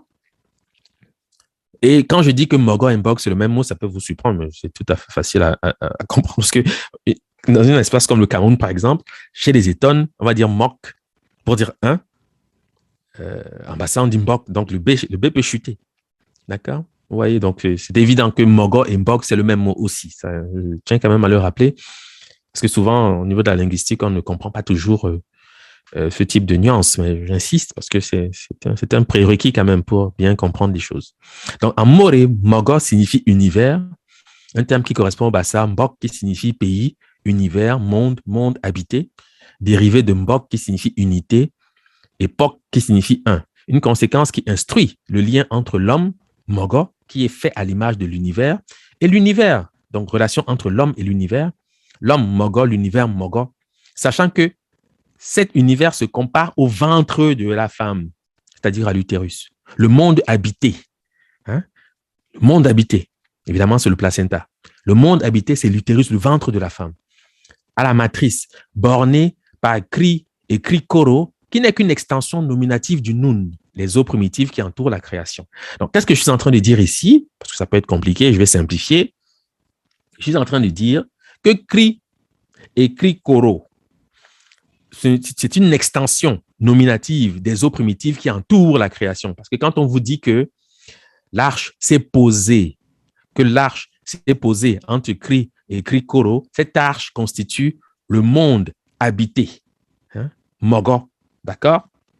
Le monde habité, puisque cette arche va contenir les animaux, les végétaux, les ancêtres de l'humanité, parce que quand le Nomo descend sur Terre, il descend avec les 8 ancêtres et les végétaux, les graines des végétaux, les animaux, etc. C'est ce qui est dit dans les textes soudanais. D'accord? Donc, le monde habité est incarné dans l'arche, c'est-à-dire le monde tel que nous le voyons, le monde habité. Mais cette arche est entourée de Kri et Kri-Koro, qui sont les deux cornes, si vous voulez. Mais conceptuellement, la montagne, en quelque sorte, peut être associée aux eaux primitives du fait de son relief accidentel, en quelque sorte, qui imite, en quelque sorte, j'allais dire, le mouvement la vibration, en quelque sorte. C'est-à-dire, quand ça monte, ça descend, ça monte, ça descend. C'est ça l'idée, en réalité. Voilà pourquoi la notion de zigzag peut aussi être utilisée pour représenter, en quelque sorte, les eaux primitives. Parce que la montagne peut avoir la même description. Parce que vous savez que les montagnes ne sont que le résultat des vibrations de l'écorce terrestre. Hein, c'est de cela qu'il s'agit. Donc, c'est ça l'idée. Hein, sauf qu'on ne parle pas toujours d'eau en tant qu'élément distingué. On peut utiliser la métaphore des montagnes, mais dans la compréhension des choses, vous devez juste vous familiariser en quelque sorte avec cette image. Donc, Kri et Kri-Koro représentent les eaux primitives, en quelque sorte, pour dire les choses clairement, qui entourent la création. Cette création est incarnée par le lieu où l'arche va donc se déposer, c'est-à-dire l'utérus, c'est-à-dire voilà, ce que j'ai dit depuis tout à l'heure. Okay? Et j'ai voulu l'illustrer de cette façon simplement pour que vous ayez une image claire, c'est-à-dire le monde habité est comme une île et autour de cette île, eh bien, se tient les eaux primitives, les eaux. Ce sont ces eaux qui, généralement, vont être appelées Kri Kikoro. C'est ça l'idée. Au centre se trouve le Mandé. Okay? C'est la raison pour laquelle vous verrez donc apparaître des cartes, notamment chez les Grecs. Ici, vous avez un relevé fait à partir de la description de Claudius Ptolémée. Et les Grecs appelaient donc ce type de carte l'oikoumene, c'est-à-dire le monde habité, le monde connu. Vous voyez, c'est généralement donc un espace habité entouré d'une eau. Mais c'est un paradigme kémite, le paradigme égyptien qu'ils ont repris évidemment à leur compte, parce que c'est encore l'occasion de rappeler vraiment que quand j'utilise ces exemples, c'est parce que c'est immédiatement disponible, c'est plus facile souvent, c'est ce qu'on connaît en premier, puisque c'est ce qui est souvent le plus immédiatement appris. Mais en réalité, ils n'ont rien inventé de ce point de vue-là, puisque ce que je suis en train de dire, c'est exactement ce qui peut être ensuite représenté par une carte comme celle-ci. Okay. Et cette carte est intéressante par certains aspects, parce qu'on voit, par exemple, comment il représentait les sources du Nil. On est déjà en Afrique centrale, c'est quand même intéressant, par certains aspects, de voir que, bon, même si c'est pas tout à fait l'Afrique telle qu'on la connaît aujourd'hui, au moins, on avait quand même une idée un peu de comment la chose pouvait être représentée. Vous avez aussi des fleuves peut-être qui ont disparu aujourd'hui, parce que je vois par exemple ici certains fleuves peut-être qui n'existent plus, voilà, ou alors ils sont mal situés, hein, mais enfin, c'est quand même intéressant parfois de revisiter ces cartes pour comprendre un peu comment les choses ont pu évoluer quant à la géographie que nous connaissons aujourd'hui. Mais c'est cela, les Grecs l'appelaient l'oikoumene, qui littéralement peut signifier le monde habité, le monde connu, la terre habitée, si vous voulez. Et c'est un paradigme qui est conçu d'après ce que j'ai dit tout à l'heure, c'est-à-dire l'idée même des eaux qui entourent la création étant perçue, reçue comme le placenta, l'utérus. Pourquoi j'insiste sur cet aspect? Parce que le pays habité, le pays d'origine est toujours associé à l'utérus du fait du matriarcat des peuples kémites. Ça, c'est très important. Vous devez toujours avoir ceci présent à l'esprit. C'est-à-dire, le pays d'où on origine, d'où on vient, c'est toujours le pays de notre mère. Toujours. Hein, parce qu'aujourd'hui, on a des difficultés parfois avec les nationalités. Est-ce que l'homme, en tant qu'élément distingué dans la société, a pris trop de place du fait précisément d'une méconnaissance des traditions et surtout d'une influence du patriarcat sémite et indo-européen, c'est-à-dire le droit romain, par exemple, qui est appliqué dans certains de nos États aujourd'hui, ne reconnaît absolument pas la femme dans ses prérogatives. Parce que même encore en Europe, c'est plutôt récemment qu'on lui a accordé certains droits, ce qui est impensable dans une société traditionnelle africaine, enfin au kémite, si vous voulez.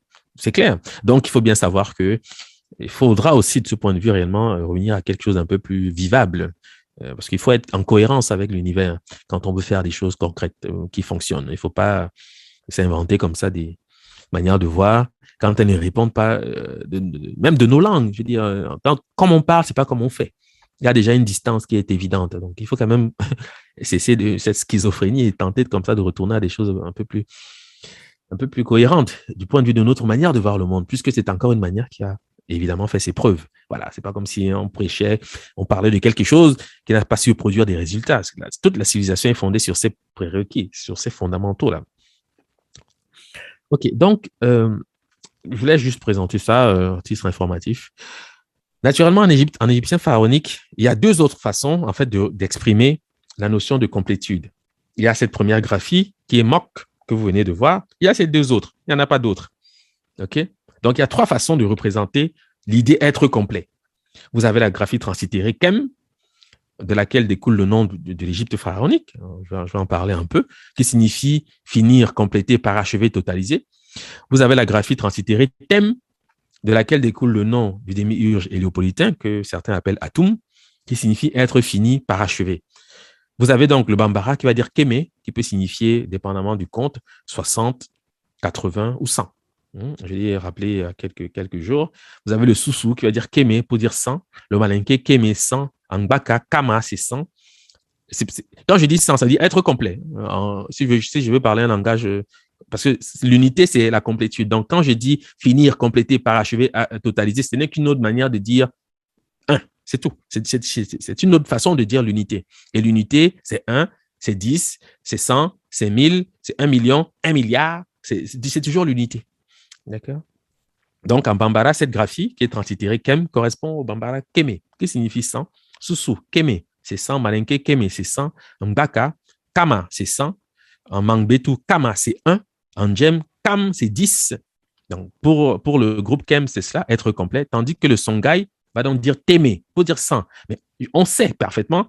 Moi, je fais la distinction pour vous, c'est-à-dire pour que vous sachiez que c'est le même mot. Parce que quand je dis Kémé en Bambara et Témé en Songhai, sachez que c'est le même mot, c'est le K qui est devenu un T. Sauf que les deux formes se retrouvent même au niveau du système hiéroglyphique. C'est-à-dire quand je dis Tém, c'est plutôt Témé, c'est évident. Mais sachez que je peux aussi lire ce Témé Kem, parce que le T et le K, on le voit, sont interchangeables d'après ce que nous disent le Bambara et le Songhai. Mais moi, je fais souvent ces précisions simplement parce que je sais que ce n'est pas tout le monde qui sait qu'il y a des mutations phonétiques, ce genre de choses. Donc, parfois, un peu bloqué sur ce genre de détails, mais non. En Bozo, on va dire Timé, être complet. En Bambara, Timé, c'est achevé. Le Wolof va dire Témer pour dire 100. En Boum, c'est Téméré pour dire 100. Foufoulde, Téméré, 100. Tima, finir. En Mafa, Téméré, c'est 100. En Béja, Taman, c'est 10. En Serer, Témed, c'est 100. Donc, pour la seconde forme, ici, c'est une erreur, c'est une intrusion malheureuse, c'est-à-dire, c'est translittéré Tem et non Kem. C'est-à-dire que cette graphie que vous voyez là, avec la charrue, est translittérée Tem et non Kem. Mais en réalité, vous verrez qu'il y a un échange quant aux mots. Et l'une comme l'autre renvoie à la même réalité, c'est-à-dire l'unité. Et vous voyez que ce n'est qu'une autre manière de dire Mogo, parce qu'en réalité, c'est une métathèse. Puisque je vous ai dit tout à l'heure que, par exemple, en Djalonké, on dit Meke pour dire être humain. Meke, c'est la métathèse de Kémé, c'est-à-dire une inversion de phonème. Donc, et vous savez que la métathèse en linguistique, c'est le signe d'une même origine, d'un même mot. Donc, j'aurais pu associer les trois thèmes en réalité, parce que, quant au fond, ils renvoient au même lexique, au même vocabulaire. Et par exemple, en Soussou, Kémé, c'est l'homme, en Soussou. envahit. On dit Kema pour dire l'homme, le masculin. D'accord? Donc, c'est encore une réalité aussi. Pour désigner l'être humain, on dit Kémé. Par exemple, en Soussou. Guinée, c'est la femme. Kémé, c'est l'homme. En Soussou. Voilà. Donc, ça montre clairement que l'unité est toujours en association avec l'être humain et vice-versa. Voilà. On est toujours dans la même description et c'est ce que j'appelle, moi, le cryptotype culturel. C'est-à-dire, c'est la pensée symbolique qui doit primer. Ici, je ne fais que solliciter quelques langues, mais sachez que ce que je dis là, c'est vrai partout et toujours, parce que c'est une manière de voir le monde. On ne s'invente pas un royaume, on ne s'invente pas un empire, on ne s'invente pas une civilisation. D'accord? Surtout dans un espace aussi restreint que ce continent qu'on appelle Kama, où il y a eu des grands empires qui ont influencé bien au-delà même des frontières. Vous imaginez donc, dans un espace aussi restreint que l'Afrique, je veux dire, si l'Égypte antique est arrivée en Russie, d'après les témoignages d'Hérodote, quand il parle, par exemple, des Kolches, qui se trouvaient du côté de la mer Noire, vous imaginez bien que ce n'est pas arrivé, je ne sais pas dans quel bout du continent. Évidemment. D'où l'absurdité qu'on trouve parfois chez certains égyptologues qui ont fait des difficultés pour dire que non, les Égyptiens n'avaient pas franchi la 4e cataracte, ils ne connaissaient pas l'Afrique centrale. Quoi? Je veux dire, il faut... La plupart des animaux qui figurent dans les hiéroglyphes sont des animaux qu'on ne trouve pas en Égypte. Ce sont des animaux de l'Afrique centrale, des forêts en Afrique centrale. Je veux dire, comment vous avez une écriture qui fait état d'une faune, et même éventuellement d'une flore, qui n'existe pas chez vous? Ça veut dire que vous êtes venu avec ce bagage dans la vallée. Et c'est ce que dit d'ailleurs Diodore de Sicile lorsqu'il parle de l'origine des anciens Égyptiens. Il dit clairement que les Éthiopiens disent que c'était une colonie qui a été conduite dans la vallée par Osiris. C'est ce qu'il dit. Voilà. Donc, enfin, ça, c'est pour le petit commentaire, simplement pour rappeler en fait que parfois on fait des débats à n'en plus finir sur des choses relativement simples. C'est une manière vraiment de comprendre la chose. Voilà. Donc, vous avez donc l'expression de l'unité. Et vous voyez que j'ai parlé tout à l'heure de Mandé, mais Mandé, conceptuellement parlant, c'est-à-dire du point de vue maintenant de ce qu'on appelle le cryptotype culturel, c'est exactement la même chose que Kémé. Si on est dans le paradigme, on comprend exactement qu'il s'agit de la même description, puisque toutes ces façons de nommer le pays répondent en fait du concept d'unité d'abord. Mais vous verrez que, évidemment, ça touche également à la notion d'utérus. Ça touche également à cela. Je dis ceci.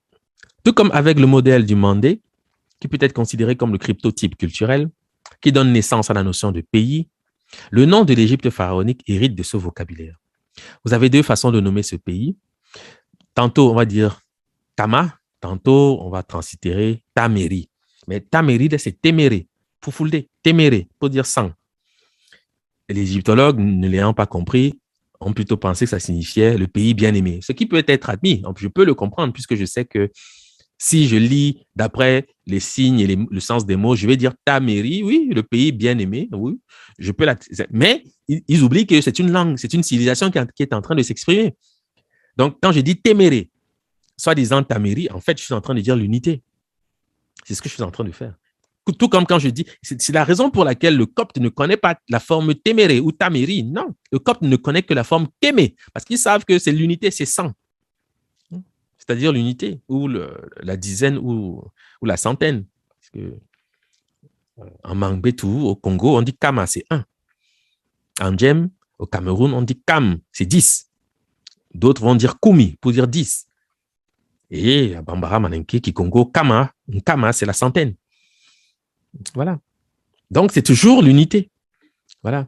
Donc, le copte ne connaît que la forme Kémé, comme désignation de l'ancienne Égypte, parce qu'ils sont sur le registre de l'unité.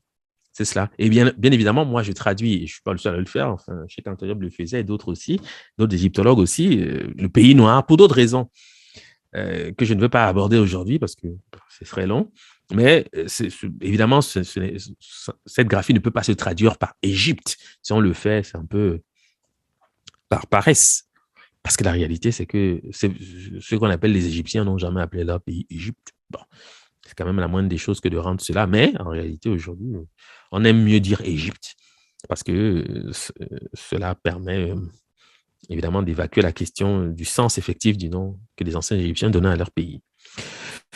Voilà. Et je dis que on s'explique également pourquoi le copte Kémé, le nom de l'ancienne Égypte, est un homophone. du Ngambai. Kem, qui signifie grossesse. Andem. Keme, qui signifie ventre. C'est important ce que je vous dis, parce que les langues que je suis en train de citer ici, je n'en cite que quelques-unes, cela suffit, ce sont des langues tchadiques. En général, dans les langues du Tchad et du Soudan, on dit Keme pour dire la grossesse. C'est-à-dire, on parle de l'utérus, du ventre de la femme. Hein? Toujours dans la description de l'idée qui se réfère notamment à la description du Mandé, là où l'arche a atterri. C'est toujours la même idée. D'accord? Donc, je dis, on s'explique également pourquoi le copte Kémé, le nom de l'ancienne Égypte, est un homophone du Gambaï Kem, qui signifie grossesse, Dem, Kémé, le ventre, des formes régulièrement attestées dans le domaine tchadique. Cette relation est instruite par la situation géographique, entre guillemets, que le mythe donne au Mandé, situation qui, nous l'avons dit, correspond à l'utérus, à la matrice. En Fongbe, Kémé signifie univers. Quand on dit même ce qui va devenir en français Dahomey, c'est-à-dire Danhomey, c'est-à-dire dans le ventre du serpent, on parle exactement, mais exactement de ce que je suis entendu. Le serpent, c'est quoi? Dan, c'est les eaux primitives. D'accord? Donc, on est en train de parler de la matrice. Parce que Dahomey, ou Danhomey, si vous voulez, signifie dans le ventre du serpent. C'est ce que ça veut dire. Donc, la pensée symbolique qui s'applique à la définition ou non que porte ce royaume, c'est exactement celle que les anciens Égyptiens appliquent pour définir leur pays. Que les Soudanais appliquent pour définir le pays. Parce que partout en Afrique, c'est la même chose. On ne se trompe pas sur ces questions parce que nous pensons, nous voyons le monde de la même façon. Donc, quand on dit Danhomey pour dire dans le ventre du serpent, Ho, on l'a rappelé tout à l'heure, c'est le ventre, mais c'est à l'intérieur d'eux. D'accord? Donc, Dan, c'est le serpent. D'accord? Mais ce Dan-là, qui est d'ailleurs une, entre guillemets, divinité du vaudou, c'est les eaux primitives. Les fluctuations, les eaux primitives, c'est cela qu'il incarne. Parce que le serpent est associé à l'eau, évidemment. Pour sa maniabilité, etc., les formes qu'il décrit, les vibrations, tout ça, voilà, ce genre de choses. Entre autres, hein, voilà, mais c'est simplement pour préciser le point. Donc, en Fongbe, on dit Kémé pour signifier univers. Exactement.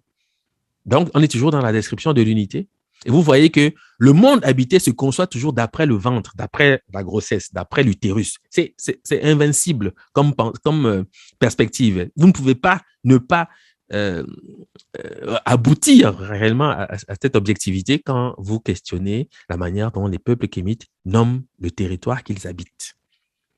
Parce qu'une vallée, par essence, est décrite d'après l'utérus, entre deux montagnes.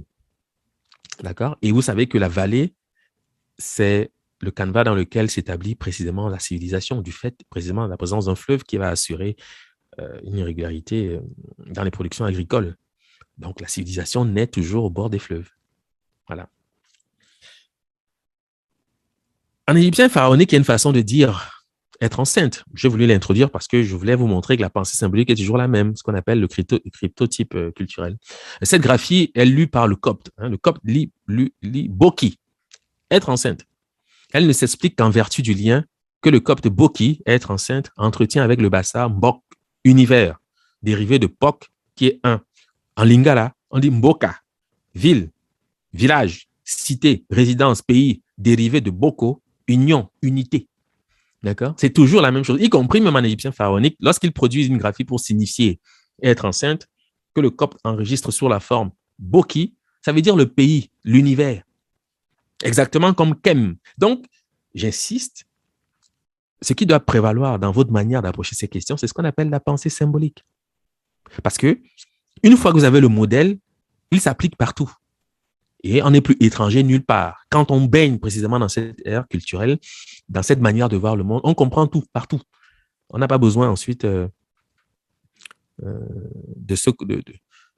voir des étrangers dans des personnes qui arrivent dans l'espace dans lequel on vit. Si ces personnes viennent d'une région qui répond, ils vont comprendre précisément de quoi il s'agit.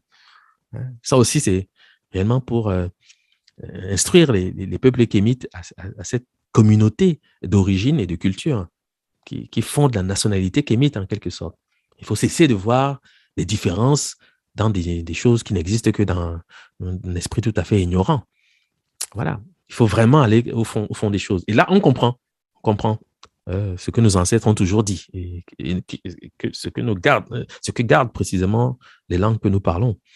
Parce que c'est une intelligence, la langue. Elle dit précisément comment nous voyons ce qui est la vérité. Parce que c'est fondé sur une réalité objective, c'est-à-dire l'observation des lois de la nature. Voilà. Donc, cette graphie correspond au copte. Boki, être enceinte, elle ne s'explique qu'en vertu du lien que le copte Boki, être enceinte, entretient avec le bassa Mbok, entre autres, qui signifie univers, dérivé de Pok, qui signifie un. En lingala, on va dire Mboka. Et c'est pas que le lingala, vous savez que c'est un thème récurrent dans les langues la région dite Bantou pour signifier le pays. Ville, village, cité, résidence, pays, dérivé de Boko, qui signifie unité, union. Et ici, je présente donc le nom originel de l'ancienne Égypte, que j'ai souvent évoqué à d'autres circonstances, parce que vous savez qu'il y a eu une réforme à la fin de l'Ancien Empire. Il y a eu une réforme qui va faire apparaître les deux noms que nous connaissons plus généralement, à savoir d'une part Kama, de l'autre soi-disant Tamiri. Mais c'était une réforme à la fin de l'Ancien Empire. Pendant tout l'Ancien Empire et avant, les anciens Égyptiens appelaient leur pays de cette façon-ci. C'est la graphie qu'ils produisaient lorsqu'ils parlaient de leur pays. Cette graphie signifie intérieur, résidence, maison, patrie. J'aurais pu dire matrie, parce que ça correspond mieux à l'idée que je me fais de ce que c'est qu'un pays, parce que, évidemment, fondamentalement attaché au ventre de la maman, donc c'est plutôt une matrie. Cette graphie est antérieure aux noms Kemet et Tamiri, qui n'apparaissent qu'à la fin de l'Ancien Empire. Elle désigne le pays des pharaons durant tout l'Ancien Empire, c'est-à-dire aux origines. La lecture effective de cette graphie est connue d'après l'homographe, qui signifie la résidence, l'intérieur, et qui correspond au copte, kun, avec des mutations dépendamment du dialecte qu'on parle, mais tout ceci se lit kun de toute façon, qui signifie intérieur. Ce mot possède des représentants dans la famille soudano-bantou. Nous citons par exemple le bambara, kono, intérieur, mais qui signifie aussi ventre, grossesse. Relation que le bambara partage avec le maoka, qui est le malinké parlé en Côte d'Ivoire. Kono ou ko, qui signifie intérieur, ventre. Le malinké va dire kono, ventre, grossesse. Mandinka, kono, ventre, grossesse. Le goût, langue mandingue, ko, pas ventre. Enfant, ko ou ko, si vous voulez, c'est le ventre. Songhai, kunu, être enceinte, kuna, intérieur, sexe féminin. D'accord? Donc, le pays est toujours, et ceci depuis des millénaires, perçu et reçu comme le réceptacle des naissances, c'est-à-dire le placenta, c'est-à-dire l'utérus. Et c'est cette graphie-ci qui donne le nom que les Mandingues donnent justement à l'Égypte pharaonique lorsqu'ils parlent de leur pays d'origine. Ils l'appellent Korotumu. Korotumu. C'est comme ça qu'ils appellent l'Égypte pharaonique. Quand les Djeli parlent de leur pays d'origine, notamment les Malinké et les Soninké disent Kolunjumu. Les Malinké disent Korotumu, qui est formé sur Kononto, qui signifie neuf. Mais Kononto est formé à partir de Kono, parce que neuf, c'est le temps de l'enfantement. La période de la grossesse. Donc, ils ont gardé, c'est-à-dire les Malinké ont gardé le pays, le nom originel de l'Égypte pharaonique, en fait, qui n'avait pas disparu avec les réformes. Parce qu'en réalité, quand on fait une réforme et que c'est encore Kémé pour signifier être enceinte, ça veut simplement dire qu'à un moment donné, il y a eu dans l'État un pharaon, par exemple, qui a décidé d'orienter les choses de certaine façon au niveau des graphies, etc. Et donc, un collège de prêtres, par exemple, dominant, qui a imposé une certaine manière de voir les choses. Mais quand au fond, la pensée symbolique est toujours la même, ça ne change pas. Et un jour, à un moment donné, je vous ferai une interprétation chronologique des successions dynastiques. Parce que vous devez savoir qu'à chaque dynastie peut correspondre encore aussi aujourd'hui des peuples qui existent, qui vivent en Afrique. J'ai déjà pu comprendre pour ce qui concerne les Dogons et notamment les Malinké Bambara, à quelle période probablement ils ont dû régner dans cet espace qu'on appelle aujourd'hui la civilisation égyptienne. Parce que cela se voit à travers non seulement les noms que portent les rois, mais aussi à travers les réformes, la manière de dire un certain nombre de choses. Donc ça montre que, bon, nonobstant le fait, je dois quand même le rappeler, que l'Égypte antique est très étendue. C'est-à-dire qu'il ne faut pas imaginer qu'à Saïs, on parlait la même langue. Quand je dis la même langue, je fais même encore une petite erreur, disons, la même particularité linguistique, si vous voulez, qu'à Thèbes. Parce que, par exemple, à Souan, c'était les Soninké, à Mendes, c'était éventuellement des Malinké, etc. Enfin, vous voyez, donc, à l'oreille, c'est pas tout à fait la même chose. Quand un Soninké parle, un Malinké parle, parce que dans un marché, vous allez quand même faire une nuance. Quant au fond, c'est la même langue, ils se comprennent très bien. Mais, il y a quand même quelques nuances. Et on peut dire qu'en Égypte antique, il y a eu une succession au niveau du trône qui a été observée par la plupart des peuples qui vivaient là précisément. Et cela peut se ressentir au niveau des réformes. Voilà. Mais le nom originel de l'Égypte pharaonique, le voici. Donc, ce n'est même pas Kémé ou ce n'est pas Taméri. Ça veut dire être enceinte. Parce qu'ils ciblent l'utérus. Ils savent que le pays ne se conçoit qu'en fonction du mandé, c'est-à-dire l'utérus. Ils le savent. C'est pour ça que tout à l'heure, j'ai dit que nous sommes tous des mandingues quant au fond. Quand on comprend ce que ça veut dire, ça ne pose aucun problème. On comprend exactement de quoi il s'agit, évidemment. Voilà. Sauf que ceux qui, aujourd'hui, sont réputés justement d'être des mandingues sont en quelque sorte des précurseurs. Il faut quand même savoir le dire. Parce que si eux, ils ont le nom, ça veut dire qu'ils ont une certaine préséance sur ces questions. C'est-à-dire que les peuples africains ont reconnu cela. Ça, c'est clair, parce que c'est quand même une réalité. Même si on partage tous la même pensée, il y en a qui ont été des précurseurs parce que j'ai souvent rappelé que devant ces questions, il faut aussi admettre la chronologie, un ensemble de faits. On n'a pas tous été au même moment formés de la même manière parce que cette pensée est née à partir d'un groupe singulier qui a ensuite essemé, qui a enseigné, oui, évidemment. Mais c'était un projet civilisationnel qui a prospéré sur le continent à partir d'un espace bien défini, à partir d'un royaume bien défini, qui a été suffisamment puissant pour gagner l'ensemble du continent à cette manière de voir les choses. Ça, c'est un fait, parce que c'est toujours comme ça que ça fonctionne. Je veux dire, il suffit même de voir les projets civilisationnels plutôt récents, comme par exemple la France. Vous verrez que la langue française telle qu'elle est parlée aujourd'hui, c'est parce que le franc s'est imposé. C'est évident. Donc, on voit bien que sur ces questions, il y en a toujours qui sont en quelque sorte des précurseurs parce qu'à un moment donné, ils ont la force, la puissance philosophique, religieuse, spirituelle, militaire pour faire valoir un certain nombre d'idées. Et dans le cas d'espèce, c'est cette manière de voir qui a prospéré sur le continent.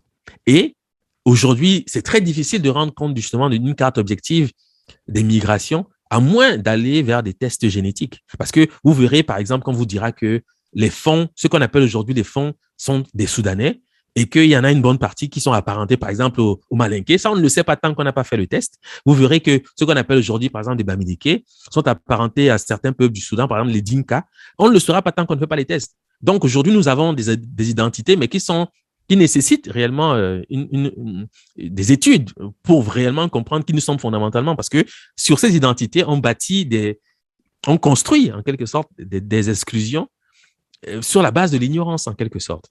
Mais il faut réellement comprendre que quand je dis, par exemple, qu'il y en a qui ont été des précurseurs, c'est parce qu'aujourd'hui, on peut identifier clairement qu'il y en a qui se revendiquent fondamentalement comme étant des mandingues. C'est un fait. Donc, c'est bien que, de ce point de vue, ils ont quand même l'avantage du discours de ce point de vue-là. Mais cela n'exclut pas le fait qu'il y ait d'autres peuples qui portent d'autres noms localisés en ce moment, mais qui sont des mandingues. Hein, ça, c'est clair. Ça, je le dis. Parce que, par exemple, chez les Bassa, Manding, c'est un nom propre. Il y a des Bassa qui s'appellent Manding. Et ben, ça vient d'où? On peut quand même se poser la question. C'est quand même un fait. Parce qu'il y a des Bassa, je l'ai dit, il y en a ici qui sont Camerounais, le savent. Il y a des Bassa qui s'appellent Manding. C'est ça le Manding. C'est ça, c'est exact. Manding, c'est exactement le mot même dont il est question depuis tout à l'heure. Mais ça vient d'où? Et qu'est-ce que cela signifie en Bassa? C'est une grande question. On pourra encore faire l'étude étymologique, mais enfin, c'est une question. Donc, voilà ce que moi je peux dire par rapport à cela. Il n'y a pas de certitude du point de vue des identités actuelles. Ça nécessite un travail qui n'est même pas très compliqué à faire, simplement avoir la volonté à un niveau, j'allais dire, étatique pour essayer d'amener les gens à de meilleurs sentiments vis-à-vis de leur identité. OK. Donc, ça montre que, au-delà de tout ce que j'ai pu dire jusqu'ici, il y a un modèle culturel, et ce modèle nous dit que le pays est toujours associé à l'utérus, toujours associé aux parties féminines pour le motif que c'est en quelque sorte la matrice de génération, etc. Enfin, il y a plusieurs choses qu'on peut dire ensuite, mais l'abondance est associée à l'utérus en quelque sorte. OK? Voilà, je n'ai pas besoin de l'expliquer davantage. Je veux dire, le rapport que les Africains ont à la notion d'abondance est lié même à l'enfantement en quelque sorte. Voilà. Donc, il était important pour moi vraiment de rappeler ce fait. Maintenant, je vais aborder la troisième et dernière partie, et c'est sur cette partie que je vais également conclure, pour vous rappeler une chose importante, c'est qu'il existe aussi une manière, un signe graphique soudanais pour signifier le mandé. Ce signe, c'est un signe dogon. Alors, je disais que, j'ai été interrompu, je disais que il existe un signe graphique, un signe soudanais, ici en l'occurrence, il s'agit d'un signe dogon, pour signifier le mandé. Et Marcel Griol évoque dans ce signe. Il dit, ce signe représente la région du Mandé. C'est un demi-ovale barré de 2 traits qui représentent les villages du Mandé. Le trait extérieur est la porte orientée vers l'ouest. Ce signe graphique, et ça c'est moi qui le dis, Dogon, correspond exactement à la graphie ou tout au moins au hiéroglyphe que vous avez ici. Okay, je vais ensuite décrire ce que c'est, mais pour l'instant, je le présente. Okay? Donc, c'est une évolution en quelque sorte. Alors, on met le trait horizontal que vous voyez pour signifier le sens. C'est-à-dire, on dit que le trait qui s'élève au-dessus de ce signe aujourd'hui, tel qu'il est représenté, est pour indiquer l'ouest. C'est parce que les Dogons n'ont pas voulu perdre le sens du signe, parce que la notion de Mandé est fondamentalement liée à l'idée qu'on se fait de l'ouest, puisque l'ouest est perçu comme le lieu où le soleil passe la nuit. Ça veut dire que c'est l'utérus. Fondamentalement, lorsque le soleil rentre dans le monde souterrain, il rentre dans le ventre de sa maman. C'est un peu comme l'idée d'enterrer quelqu'un. Donc, le Mandé est nécessairement à l'ouest. Ça, c'est clair, du point de vue de la direction. Et les Dogons le disent clairement, les Bambara Malinké le disent aussi. Quand ils parlent du Mandé, ils orientent toujours l'esprit, ou tout au moins la description, vers l'ouest, parce que le Mandé se trouve à l'ouest, pour le motif que l'utérus, le ventre de la femme, c'est le réceptacle des naissances, et perçu donc de fait comme étant le monde souterrain, c'est-à-dire le paradis, un ensemble de choses, qui est toujours perçu comme étant à l'ouest. Donc, les Occidentaux, donc quand on dit Mandin, on peut aussi traduire en français par occidentaux de fait, parce que le Mandé se trouve toujours à l'ouest. Et c'est une description, c'est-à-dire cosmogonique, parce que dans les faits, on est toujours l'Est, l'Ouest, le Sud et le Nord de quelqu'un. Puisque la Terre est une sphère, il faut bien que ce soit par la cosmogonie qu'on arrive à de telles considérations. Et vous savez que l'Ouest, c'est aussi le domaine d'Osiris, donc le domaine de l'obscurité, puisque c'est le ventre de la maman. Donc voilà pourquoi on dit le pays noir. Mais c'est un aspect qui n'aborde pas aujourd'hui. Donc quand on dit Kama, et qu'on dit ça se traduit par le pays noir, c'est du fait que c'est une description qui se rapporte précisément à l'Occident. Okay. Et donc, les Dogons, pour signifier le Mandé, dessinent cette graphie-ci, okay, qui est une graphie égyptienne, qui a évolué pour des raisons qui n'est pas difficile à comprendre. Mais ils ont introduit donc le signe vertical pour garder le sens du signe, c'est-à-dire l'Occident-l'Ouest. Okay? Bon. Et vous avez donc ce signe en situation. Ce signe représente ce qu'on peut généralement on dit que c'est un puits, okay? C'est-à-dire l'eau. Et vous savez bien que tout ce qui est creux et qui contient de l'eau s'apparente de fait à la matrice dans les conceptions africaines, que ce soit le puits, que ce soit la poterie, la pirogue, l'arche, l'auge, l'abreuvoir. Tout ceci, ce sont des métaphores pour signifier non seulement l'arche, mais davantage le sexe de la femme, évidemment. Donc, pour signifier matrice, vulve, utérus, les anciens Égyptiens utilisent exactement ce signe qui désigne aujourd'hui, dans les descriptions graphiques des peuples soudanais, notamment chez les Dogons, qui désigne le Mandé. Donc, ça montre bien à quoi renvoie cette idée. Donc, le signe que vous voyez ici en forme de déterminatif représente l'utérus d'une génisse. D'une génisse, c'est-à-dire d'un bovidé. En latin, utérus bicornis. OK?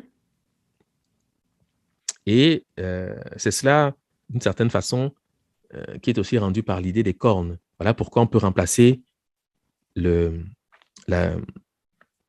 bovidé par le bélier. Parce que les cornes du bélier sont plus recourbées comme ça, de cette façon. Voilà pourquoi, parfois, on peut utiliser l'image du bélier. Quand on parle d'amma, ce genre de choses, on peut utiliser l'image du bélier. Pourquoi? Parce que, du point de vue graphique, il y a une proximité dans les représentations. D'accord? Donc, on peut parler aussi du sexe féminin en utilisant l'image du bélier. Ça, vous devez le savoir. OK? C'est-à-dire le bélier qui représente Pharaon, évidemment. Donc, le signe que vous voyez à l'image représente l'utérus d'une génisse. Cette graphie hérite des mots de la source, de la coupe, du creux, tout ce qui est creux, etc.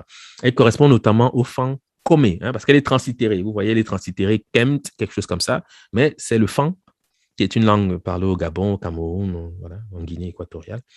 Comé, qui signifie placenta des animaux, utérus, matrice, bassin de la femme. D'accord? En boulou, combo. Utérus, sonenke, konbe ou kombo, pour dire le sein, les mamelles de la vache. En swahili, on dit kuma, pour dire le vagin, le sexe de la femme. En ewondo, kombo, pluriel be kombo, c'est l'utérus. En tuki, kombo, c'est l'utérus. En lingala, on dit li kumba, pour dire le ventre. D'accord? C'est la lecture effective de cette graphie. qui signifie toujours la même chose. Et par exemple, en Bassa, on dit Kombo, c'est la région, c'est le pays. En Douala, c'est la même chose. Kombo, c'est le pays. C'est toujours le même rapport. Hein. On ne se trompe pas de ce point de vue. Je pense que j'ai suffisamment insisté sur ce fait. Donc, quelle que soit la langue que vous parlez, faites l'effort dans les descriptions, le vocabulaire, etc. Vous verrez que à l'usage, c'est toujours la même pensée qui va s'appliquer. C'est toujours la même idée. Parce qu'elle a dominé au sein des peuples soudanais. Ça, c'est clair. OK? Donc, voici le signe en situation. Et on le retrouve également ici. Vous voyez qu'on utilise le même signe, et d'ailleurs aussi l'image de l'utérus en quelque sorte, pour signifier la vache. Okay? Ces deux graphiques que vous avez à l'image, c'est le nom de la vache en égyptien pharaonique. Et je dis ceci. Le nom de la matrice ou de l'utérus en égyptien pharaonique est un homographe pour le nom de la vache. On compare le fan Komé, placenta des animaux, utérus, au Sesotho, langue du Lesotho, Komo, qui signifie la vache. En Teke, Ngome, c'est la vache. En Vili, Ngombe, c'est la vache. Bobangi, Ngombo, c'est la vache. Swahili, Ngombe, c'est la vache. Punu, Ngombi, c'est la vache. Lingala, Ngombo, Ngombe, c'est la vache. Zulu, Inkomo. Le in, c'est un préfixe de classe. Le mot, c'est Komo, pour dire la vache. D'accord? Et c'est la lecture effective de cette graphie. Donc, la vache, évidemment, s'appelle comme l'utérus. Voilà pourquoi Isis portant des cornes est donc l'incarnation même de la matrice universelle. Cela tombe sous le sens, c'est évident. Et les mots de la vache sont les mots de l'utérus. Kombe, Ngombe, Kombe, Ngombe. C'est le même mot qui se rapporte donc non seulement au nom de la vache, mais évidemment au nom de la matrice de l'utérus. Une correspondance qui nous renseigne sur la valeur prononcée du signe en question, qui représente donc un puits, qui sert à désigner donc la femme. Par exemple, ici, vous avez donc la graphie égyptienne pour signifier la femme, qui va se lire en copte Kime ou Kiome, pour dire femme, femelle, etc. Okay? Qui n'est qu'une mutation de Keme, etc., être enceinte, etc. Voilà. Donc, c'est ça l'idée. Okay? L'idée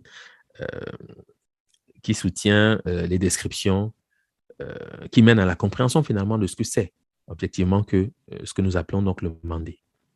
Okay? Donc, ici s'achève donc cette première partie, et c'est voilà, en gros, ce que j'avais souhaité partager avec vous aujourd'hui. Voilà, je vous remercie de votre attention. Maintenant, je suis à vous. S'il y a quelques remarques, quelques questions, je me ferai un plaisir, naturellement, d'y répondre. Merci.